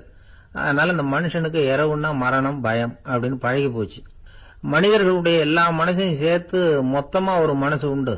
மனிதர்களுடைய நினைவு இந்த மொத்த மனசுல பதிஞ்சிருக்கு, பரவுது. இந்த மொத்த மனசுல இருட்டு பற்றிய பயம் பதிந்து நீடிக்குது அப்படிங்கிறார் அவர். இந்த காலத்துல இரவை பகலாக்கிறதுக்கு எவ்வளவு விளக்குகள்லாம் வந்தாச்சு. ராத்திரியிலேயும் மிருகங்கள் தாக்குங்கிற நிலைமை இல்ல. பாதுகாப்பான வீடுகள், விலங்குகளும் விலகி போயிட்டு விலங்குகள்லாம் விலகி போயிட்டு வீடுகளும் பாதுகாப்பா இருக்குது. சரி, இருந்தாலும் அந்த பழங்கால பயம் வந்து இருட்டு பயம் இன்னமும் மனுஷனை விட்டு போகல. இன்னொரு விஷயம் என்னன்னா, இருட்டுல இருந்து வெளிச்சத்துக்கு வராத மனிதர்கள் இன்னைக்கு அதிகம். ஒரு ஆளு ஆத்துக்கு மீன் பிடிக்கிறதுக்காக போனான், இன்னும் விடியல, அதுக்குள்ள வலையை எடுத்துட்டு கிளம்பி போயிட்டான். வெளிச்சம் வர்றதுக்கு முன்னாடியே போய் சேர்ந்துட்டான். விடிகிற வரைக்கும் என்ன பண்றது, சும்மா கரையிலேயே உட்காந்து காலாட்டிட்டு இருக்கிறான். காலில் ஏதோ ஒரு சின்ன மூட்டை தட்டுப்பட்டது. இருட்டுல அது என்னன்னு சரியா தெரியல. மூட்டைக்குள்ள சின்ன சின்ன கல்லா நிறைஞ்சி இருக்குது. சும்மா பொழுது போகணுமேங்கிறதுக்காக இவன் அந்த மூட்டைக்குள்ள இருந்து ஒவ்வொரு கல்லா எடுத்து ஆத்துல வீசிக்கிட்டு இருக்கிறான். விடிகிற வரைக்கும் வேற வேலை இல்லைங்கிறதுனால எப்படி செஞ்சுக்கிட்டே உட்காந்துருக்கிறான். கிழக்க மெதுவா வெளிச்சம் தெரிய ஆரம்பிச்சது. பொழுது விடியறதுக்கான அறிகுறி. இதுக்குள்ள அந்த மூட்டையில இருந்த எல்லா கல்லையும் எடுத்து வீசி எறிஞ்சுட்டான். கடைசியா ஒரே ஒரு கல்லு மட்டும்தான் கையில பாக்கி இருந்தது. வெளிச்சம் வந்ததும் அந்த கல்லை பார்த்தான், அப்படியே திகைச்சு போயிட்டான். அடடா, இது வரைக்கும் தெரியாம தப்பு பண்ணிட்டோமே அப்படின்னு நினைச்சான். ஏன் தெரியுமா, அவன் கையில இருந்தது வெறும் கல் இல்ல, விலை வசந்த ரத்தன கல். அது இருட்டுல என்னன்னு புரியாததுனால மூட்டையில இருந்த எல்லா ரத்தன கல்லையும் ஆத்துல வீசி எறிஞ்சிருக்கிறான். இப்போ அவனுக்கு அழுகையே வந்துரும் போல இருந்தது. வாழ்க்கையை வந்து வசதி ஆக்கிக்கிறதுக்கான வாய்ப்பு அவனுக்கு இருந்தது, இருந்தாலும் இருட்டுல அதை இழந்துட்டான். அந்த வகையில அவனுக்கு கொஞ்சம் அதிர்ஷ்டம் இருந்திருக்குது. அதாவது ஏதோ ஒரு வகையில இருந்திருக்குது. அதனாலதான் அந்த கடைசி கல்ல எரியறதுக்குள்ள வெளிச்சம் வந்துட்டுது. பல பேருக்கு அந்த அளவு கூட அதிர்ஷ்டம் வர்றதில்ல. எல்லாத்தையும் வீசினதுக்கு அப்புறம் தான் வெளிச்சம் வரும். என்னன்னு விவரம் தெரியாமலே எழுந்திரிச்சு வந்துருவாங்க. வாழ்க்கைங்கிறது ஒரு பெரிய புதையல். அதை புரிஞ்சிக்காம வந்து மனுஷன் வந்து அதை வீசி எரிஞ்சுக்கிட்டு இருக்கான் அப்படிங்கிறது தான் பெரியவங்க கருத்து. சில பேருக்கு புரிஞ்சுக்கிற நேரம் வரும், அதுக்குள்ள வாழ்நாள்லாம் ஓடி போயிருக்கும். அதுக்கப்புறம் என்ன பண்றது? நம்மால் ஒருத்தன் கையில ஒரு சின்ன பையோட வந்துகிட்டு இருந்தான். பை உள்ள ஏகப்பட்ட நகைகள், ரத்தன கல் எல்லாம் இருக்கு. வந்துகிட்டு இருந்தவன் திடீர்னு அந்த பையை அப்படியே ஒரு குளத்துல வீசி எறிஞ்சுட்டான். மகான்கள் தான் இப்படி பற்று இல்லாம இருப்பாங்க. என்னங்க இது, விலை மதிப்புள்ள அந்த பையை இப்படி குளத்துல வீசி எறிஞ்சுட்டீங்களே, இதுக்கு என்ன அர்த்தம் அப்படின்னு கேட்டார் அவன் கூட வந்தவர். அவன் மெதுவா இவர் காதோட காதா சொல்றான், ஒரு போலீஸ்காரர் பின்னாடி வந்துகிட்டு இருக்கிறார், அவர் போனதுக்கு அப்புறம் இதை எடுத்துக்குவேன் அப்படிங்கிறான். அமெரிக்க ஜனாதிபதி ஆப்ரஹாம் லிங்கன் ஒரு நாள் தன்னோட கோச்சு வண்டியில தலைநகரான வாஷிங்டனுக்கு போயிட்டு இருக்கிறார்.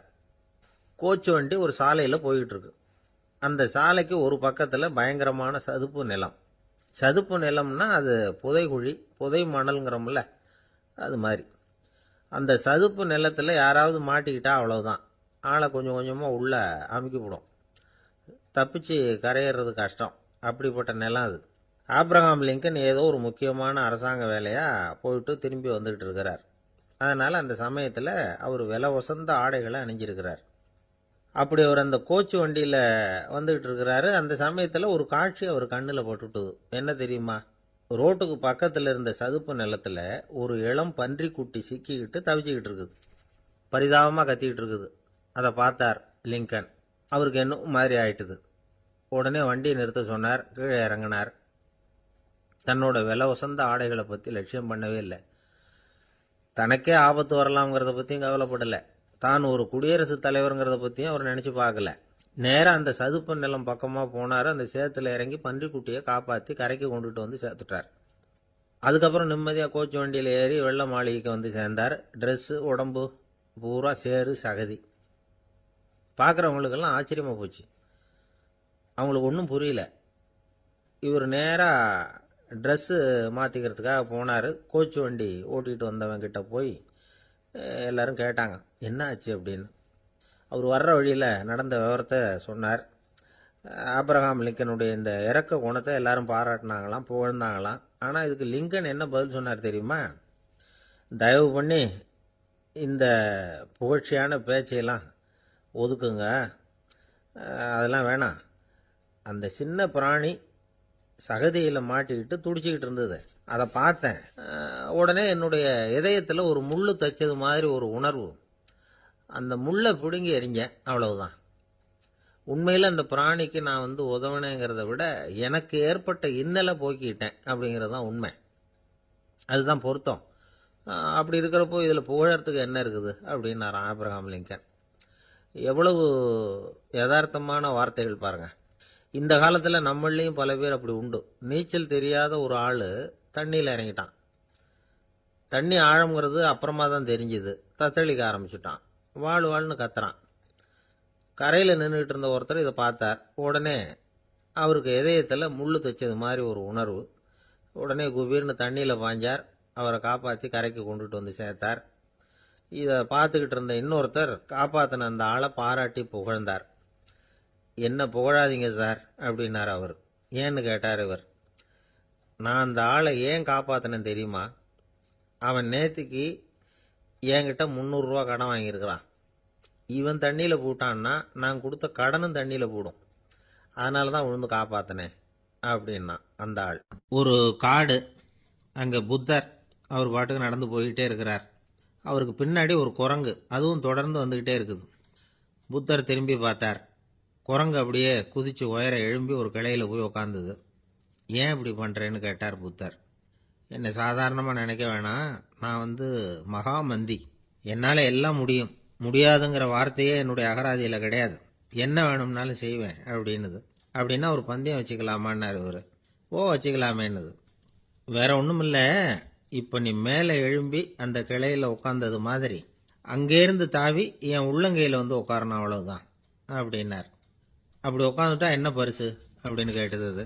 சொர்க்கத்தில் இருக்கிற மாமன்னன் மரகத சக்கரவர்த்தியை என்னோட இருக்கும்படியாக கூப்பிட்டுக்கிறேன்.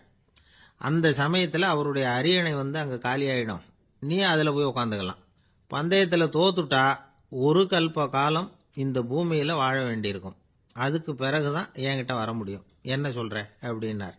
குரங்குக்கு தாவறது ஒரு பெரிய காரியமா? இது எனக்கு ரொம்ப சாதாரண விஷயம். என்ன இப்பவே தாவட்டுமா அப்படின்னுது. சரின்னு சொல்லி உள்ளங்கையை நீட்டினார். அவருடைய கை தாமரை இலை அளவுக்கு அப்படியே விரிஞ்சுது. குரங்கு சௌரியமா உட்கார்றதுக்காக. குரங்கு தாவறதுக்கு தயாராச்சு. அதுக்கு முன்னாடி ஒரு சின்ன யோசனை அதுக்கு. இந்த கிளையிலிருந்து அந்த கைக்கு தாவறது எனக்கு ரொம்ப அற்பமான ஒரு வேலை. இது ரொம்ப சாதாரணம். என்னுடைய கௌரவத்துக்கு இது சரியா இருக்காது. அதனால நான் என்ன பண்ண போறேன்னா, இங்கேருந்து கிளையிலிருந்து அப்படியே உயர எழும்ப போறேன். எழும்பி மேல் உலகம் போய் அங்க ஒரு சுத்து சுத்திவிட்டு அதுக்கப்புறம் அங்கேருந்து நேரா இந்த கையில உட்கார போறேன் அப்படின்னு நினைச்சது. என்ன யோசிக்கிற அப்படின்னார் புத்தர். ஒண்ணும் இல்லை, இந்த பாயிரம் பார் அப்படின்னு சொல்லி தாவி உயர போயிட்டுது. கொஞ்ச நேரத்தில் வான உலகத்துக்கே போய் சேர்ந்துட்டுது. அங்க போய் பார்த்தா அங்க ஒரு 5 பளிங்கு தூண்கள் இளம் சிவப்பு நிறத்துல நின்றுகிட்டு இருக்குது. குரங்கு நினைச்சுக்கிட்டது, புத்தர்கிட்ட போய் இந்த பளிங்கு தூண்களை பார்த்தோம்னு சொன்னா அப்படியே திகைச்சு போயிடுவார். இந்த தூண்ல ஏதாவது அடையாளம் செஞ்சுட்டு போகணும் அப்படின்னு அந்த இடத்துல மிதந்துகிட்டே நினைச்சுது. உடனே ஒரு தூணில் எழுந்துச்சு. என்ன எழுதிச்சுன்னா, ஒரு மகா ஞானி இங்க வந்துட்டு போறார் அப்படின்னு எழுதிச்சு. எழுதிவிட்டு அப்படியே கீழே தாவி புத்தரோட உள்ளங்கையில் உட்காந்துது. எப்படி பார்த்தீங்களா என்னுடைய வேலை? வான உலகத்துக்கே போய் அங்கே இருக்கிற 5 பளிங்கு தூண்களை பார்த்துட்டு அதில் நான் வந்த விவரத்தை எழுதி வச்சுட்டு அதுக்கப்புறம் இங்கே வந்திருக்கிறேன் அப்படின்னுது ரொம்ப பெருமையா. அப்படியா அப்படின்னார் புத்தர். ஆமாம், சந்தேகமாக இருந்தால் வாங்க, அழைச்சிட்டு போய் காட்டுறேன் அப்படின்னுது அந்த குரங்கு. அதுக்கு தேவையில்லை, அப்படியே கொஞ்சம் கீழே குனிஞ்சு பார் தெரியும் அப்படின்னார் புத்தர். அங்கே பார்த்தா புத்தரோட உள்ளங்கை தெரிஞ்சுது. நல்லா உத்து பார்த்துது. அவரோட ஒரு விரல்ல அது எழுதிய வாசகம் தெரிஞ்சுது. குரங்கு யோசனை பண்ணிச்சு, அப்படின்னா வானத்தில் நான் பார்த்தது புத்தரோட விரல்களா அப்படின்னு யோசிச்சுது. இதை புரிஞ்சுக்கிட்ட உடனே அந்த குரங்கோட கர்வம் அழிஞ்சு போச்சான். நம்ம மனசு தான் இந்த குரங்கு. மனம்ங்கிறதும் ஆணவம்ங்கிறதும் ஒரு நாணயத்தின் 2 பக்கங்கள். மனம் உள்ளவரை ஆணவமும் இருக்கும். மனம் அழிஞ்சாதான் ஆணவம் அழியும். மனம் அழிய வேண்டும் அப்படின்னு பெரியவங்க சொல்றது இந்த அர்த்தத்தில் தான். நம்ம ஆளுங்க சவால் விடுறதெல்லாம் வேற மாதிரி. ஒருத்தன் ஒரு வாய்க்காலை தாண்டுறேன்னு பந்தயம் கட்டி தாண்ட முடியாம வாய்க்காலில் விழுந்து காலை உடச்சிக்கிட்டு கட்டு போட்டுக்கிட்டு வந்தான். ஏண்டா அப்படின்னு கேட்டாங்க. நான் பந்தயம் கட்டின நேரம் சரியில்லை அப்படின்னா. எப்படிறான்னு கேட்டிருக்காங்க. வாய்க்காலில் தண்ணி இருக்கிற நேரமா பார்த்து பந்தயம் கட்டியிருக்கணும் அப்படின்னானா. அந்த ஆள் என்ன கண்ணாப்புண்ணான்னு திட்டிவிட்டான் சார். அதை நினைச்சா எனக்கு ரொம்ப வருத்தமா இருக்கு அப்படின்னு சொல்லி கவலைப்பட்டார் ஒருத்தர். இதுல கவலைப்படுறதுக்கு என்ன இருக்குது அப்படின்னார் ஒரு பெரியவர். அவர் ஒரு மகான். என்ன சார் இப்படி சொல்றீங்க? ஒருத்தர் நம்ம பார்த்து திட்டுனா வருத்தமா இருக்காதா அப்படின்னார். அது எப்படி வருத்தமா இருக்கும்? திட்டுறதுங்கிறது என்ன? அது வெறும் சத்தம் தானே அப்படின்னார் அந்த பெரியவர். நம்ம ஆளுக்கு தலையை பிச்சுக்கலாம் போல இருந்தது. இருக்காத அப்படின்னா நமக்கு அப்படி தானே தோணுது. அந்த பெரியவர் சொல்றது ரொம்ப பெரிய விஷயம். அதை நாம புரிஞ்சிக்க முயற்சி பண்ணலாம்னா நடைமுறை வாழ்க்கைக்கே அது ஒத்து வர்றது மாதிரி தெரிய மாட்டேங்குது. இருந்தாலும் அந்த பெரியவர் அதுக்கு என்னதான் விளக்கம் கொடுக்குறாருன்னு பார்ப்போமே. ஒரு ரயில் போயிட்டு இருக்கு. அதுல ஒரு சாது போயிட்டு இருக்கார். அந்த ரயில் அவர் ஹரித்வாரம் போயிட்டு இருக்கார். அவரு ரயில்ல ஏகப்பட்ட கூட்டம். நம்ம ஊர் ரயில் கேட்கவா வேணும்? டிக்கெட் வாங்கிட்டு கொஞ்சம் பேர், வாங்காத கொஞ்சம் பேர். அது என்னத்துக்கு அனாவசியமா டிக்கெட் அப்படிங்கிற நினைப்புல பாதி பேர். இந்த கூட்டத்துக்கு மத்தியில அந்த சாதுவும் போயிட்டு இருக்கிறார். உட்கார்றதுக்காக இருந்த இடத்துல ஒரு ஆள் படுத்திருக்கிறான். கொஞ்சம் முரட்டு ஆசாமி. அவன் காலு பக்கத்துல கொஞ்சோண்டு இடம் பாக்கி இருந்தது. அந்த இடத்துல இந்த சாது உட்காந்துருந்தார். மெதுவா உட்காந்துக்கிட்டார் போய்.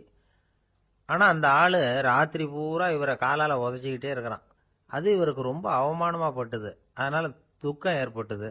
இருந்தாலும் அதை ஒரு மாதிரியா சகிச்சுக்கிட்டே இவர் வந்து சேர்ந்தார். பொழுது விடிஞ்சது. அந்த சாது ஹரித்வார் வந்து சேர்ந்தார். அங்க ஒரு பெரிய ஞானியை சந்திச்சார். ராத்திரி ரயில்ல அந்த ஆள் உதைச்சதையும் அதனால தனக்கு ஏற்பட்ட துக்கத்தையும் இந்த சாது அந்த ஞானிகிட்ட சொன்னார். சொல்லிவிட்டு, ஏன் சுவாமி, எனக்கு துக்கம் ஏற்பட்டதே, அது தப்பா அப்படின்னு கேட்டார். தவறுதான் அந்த ஞானி. உனக்கு இன்னமும் தேக அபிமானம் போகலைங்கிறது தான் அது காட்டுது. அஷ்டாவக்கிரர் என்ன சொல்றார் தெரியுமா? உண்மையான ஞானி யாராவது தன்னை வந்தனை செய்தால் அதற்காக சந்தோஷப்பட மாட்டார், யாராவது நிந்தனை செய்தால் அதற்காக வருத்தப்பட மாட்டார் அப்படின்னு சொல்றார். நிந்தனைங்கிறது ஒரு ஒலி தான்.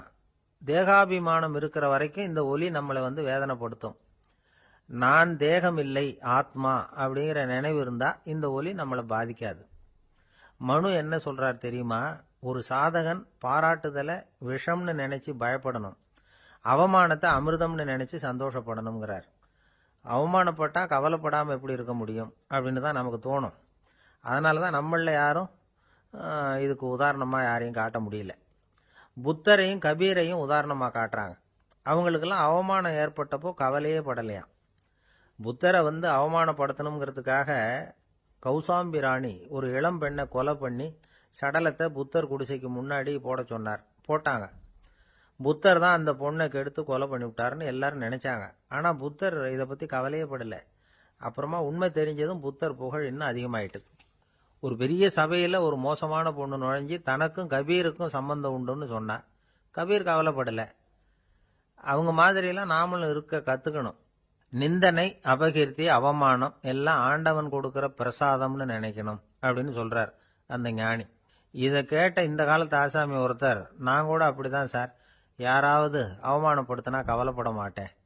நேத்து கூட ஒருத்தர் என்ன பலார்னு அரைஞ்சுட்டார், நான் கொஞ்சம் கூட கவலைப்படல, பேசாம வந்துட்டேன்னார். ஏன் அப்படி வந்துட்டீங்க அப்படின்னு. அவர் அரைஞ்சதுலேயும் ஒரு அர்த்தம் இருந்தது, அதனாலதான் அப்படி வந்துட்டேன்னார். ஏன் அரைஞ்சாருன்னு கேட்டேன். 10 வருஷத்துக்கு முன்னாடி 15 ரூபா அவர்கிட்ட கடன் வாங்கினேன், அதை கேட்டு கேட்டு பார்த்துட்டு கடைசியா தான் அரைஞ்சார் அப்படின்னார். ஆண்டவனுடைய பிரசாதம் இவருக்கு அடிக்கடி கிடைக்கும் போல இருக்கு. ஆசைப்படுறதுல தப்பு இல்லை. ஆனா அந்த ஆசை தேவைக்கு தகுந்த மாதிரி இருக்கணும். தேவைக்கு மீறிய ஆசைகள் இருக்கு பாருங்க, அது தேவையில்லை. இந்த கருத்தை வலியுறுத்தது மாதிரி ஒரு கதை உண்டு. தேவேந்திரனுக்கு திடீர்னு வீடு கட்டணும்னு ஒரு ஆசை வந்துதான். வீடுன்னா நாம கட்டுற மாதிரி இல்லை. தேவேந்திரன் வீடுன்னா சும்மாவா? ஒரு பிரம்மாண்டமான அரண்மனை கட்டணும். அது மாதிரி இந்த 3 லோகத்திலையும் ஒரு அரண்மனை கிடையாது அப்படின்னு எல்லாரும் சொல்லணும். இது அவனோட ஆசை. உடனே தேவ தச்சரான விஸ்வகர்மாவை கூப்பிட்டான், உத்தரவு போட்டான். விஸ்வகர்மா தன்னுடைய உதவியாளர்களை எல்லாம் கூப்பிட்டு ஒன்னா சேர்த்துக்கிட்டார். படாத பாடுபட்டு ஒரு பெரிய அரண்மனையை கட்டி முடிச்சார். கட்டி முடிக்க 1000 வருஷம் ஆச்சு. தேவேந்திரன் பார்க்கறான். அவனுக்கு திருப்தி ஏற்படலை. என்னுடைய அந்தஸ்துக்கு இது ரொம்ப சாதாரணமான கட்டிடம், இதை விட இன்னும் பெருசா கட்டு அப்படின்னா. தேவ தச்சர் திணறி போயிட்டார். அவரால் அதுக்கு மேல எதுவும் செய்ய முடியல. என்ன பண்றதுன்னு யோசனை பண்ணார். நேரா நாரதர் காலில் போய் விழுந்தார். நீங்க தான் என்ன இந்த பிரச்சனையிலேருந்து காப்பாற்றணும்னார். நாரதர் யோசனை பண்ணார். சரி, கவலைப்படாதேன்னார். நேரா இந்திரன் கிட்ட போனார். இந்திரன் நாரதரை பார்த்த உடனே வாங்கன்னு கூட்டிட்டு போய் அரண்மனையை காட்டினான். இது மாதிரி ஒரு அரண்மனையை நீங்க வேற எங்கேயாவது பார்த்துருக்கிறீங்களா அப்படின்னு ரொம்ப பெருமையா கேட்டான். நான் பார்த்ததில்ல, ஆனா என்னை விட வயசுல மூத்தவர் மகரிஷி லோமேசர், அவர் ஒரு வேளை பார்த்துருக்கிறாரா என்னமோ அப்படின்னார். உடனே அவரை மனசுல நினைச்சு தியானம் பண்ணினார். அடுத்த கணம் லோமேசர் அங்க வந்தார். இடையில ஒரு சின்ன துண்டு, கையில ஒரு கமண்டலம், தலையில ஒரு பாய், அவ்வளவுதான் அவர்கிட்ட இருந்தது. எதுக்காக தலையில இந்த பாய் அப்படின்னு கேட்டான் இந்திரன். என்ன மாதிரி அற்ப ஆயுள் உள்ள ஒரு ஜீவன் தனியா வீடு கட்டிக்கிட்டு திண்டாடணுமா? இந்த பாய் தான் ஒரு வீடு மாதிரி எனக்கு நிழல் கொடுக்குது அப்படின்னார் அவர். என்னது, உங்களுக்கு அவ்வளவு கொஞ்சமான ஆயுளா அப்படின்னு ஆச்சரியத்தோட கேட்டான் இந்திரன். ஆமா, இதை பாரு, என்னுடைய மார்பில் ஒரு பொற்காசு அளவுக்கு ரோமம் உதிர்ந்துட்டுது. எப்போ என் உடம்புல உள்ள எல்லா ரோமமும் உதிர்ந்துருமோ அப்போ என்னுடைய ஆயுள் முடியும் அப்படின்னார். எப்போ அந்த ரோமங்கள் பூரா உதிரும்னு கேட்டான் இவன். ஒரு பிரம்மா மறைஞ்சதும் ஒரு ரோமம் உதிரும். என் உடம்புல உள்ள ரோமங்களின் எண்ணிக்கை எவ்வளவோ அவ்வளவு பிரம்மாக்கள் தோன்றி அவங்க ஆயுள் முடியும் பொழுது என் உடம்புல உள்ள ரோமங்கள் பூரா உதிரும் அப்படின்னார். அப்படின்னா ஒரு பிரம்மாவோட ஆயுள் எவ்வளவு காலம்னு கேட்டான். ஒரு பிரம்மாவுக்கு 100 தேவ வருஷம். ஒவ்வொரு தேவ வருஷத்துக்கும் 365 தேவ நாள். ஒவ்வொரு தேவ நாள்லயும் ஒன்ன மாதிரி 14 இந்திரர்கள் தோன்றி மறைகிறாங்க அப்படின்னு மகரிஷி லோமேசர் சொல்றார். இதை கேட்டதும் இந்திரன் ஆடி போயிட்டான். அவ்வளவு ஆயுள் உள்ள இவரே அற்ப ஆயுள்னு சொல்றார். நான் என்னுடைய ஆயுளை பெருசா நினைச்சுக்கிட்டு பிரம்மாண்டமான அரண்மனை கட்டணும்னு ஆசைப்படுறேனே அப்படின்னு நினைச்சான்.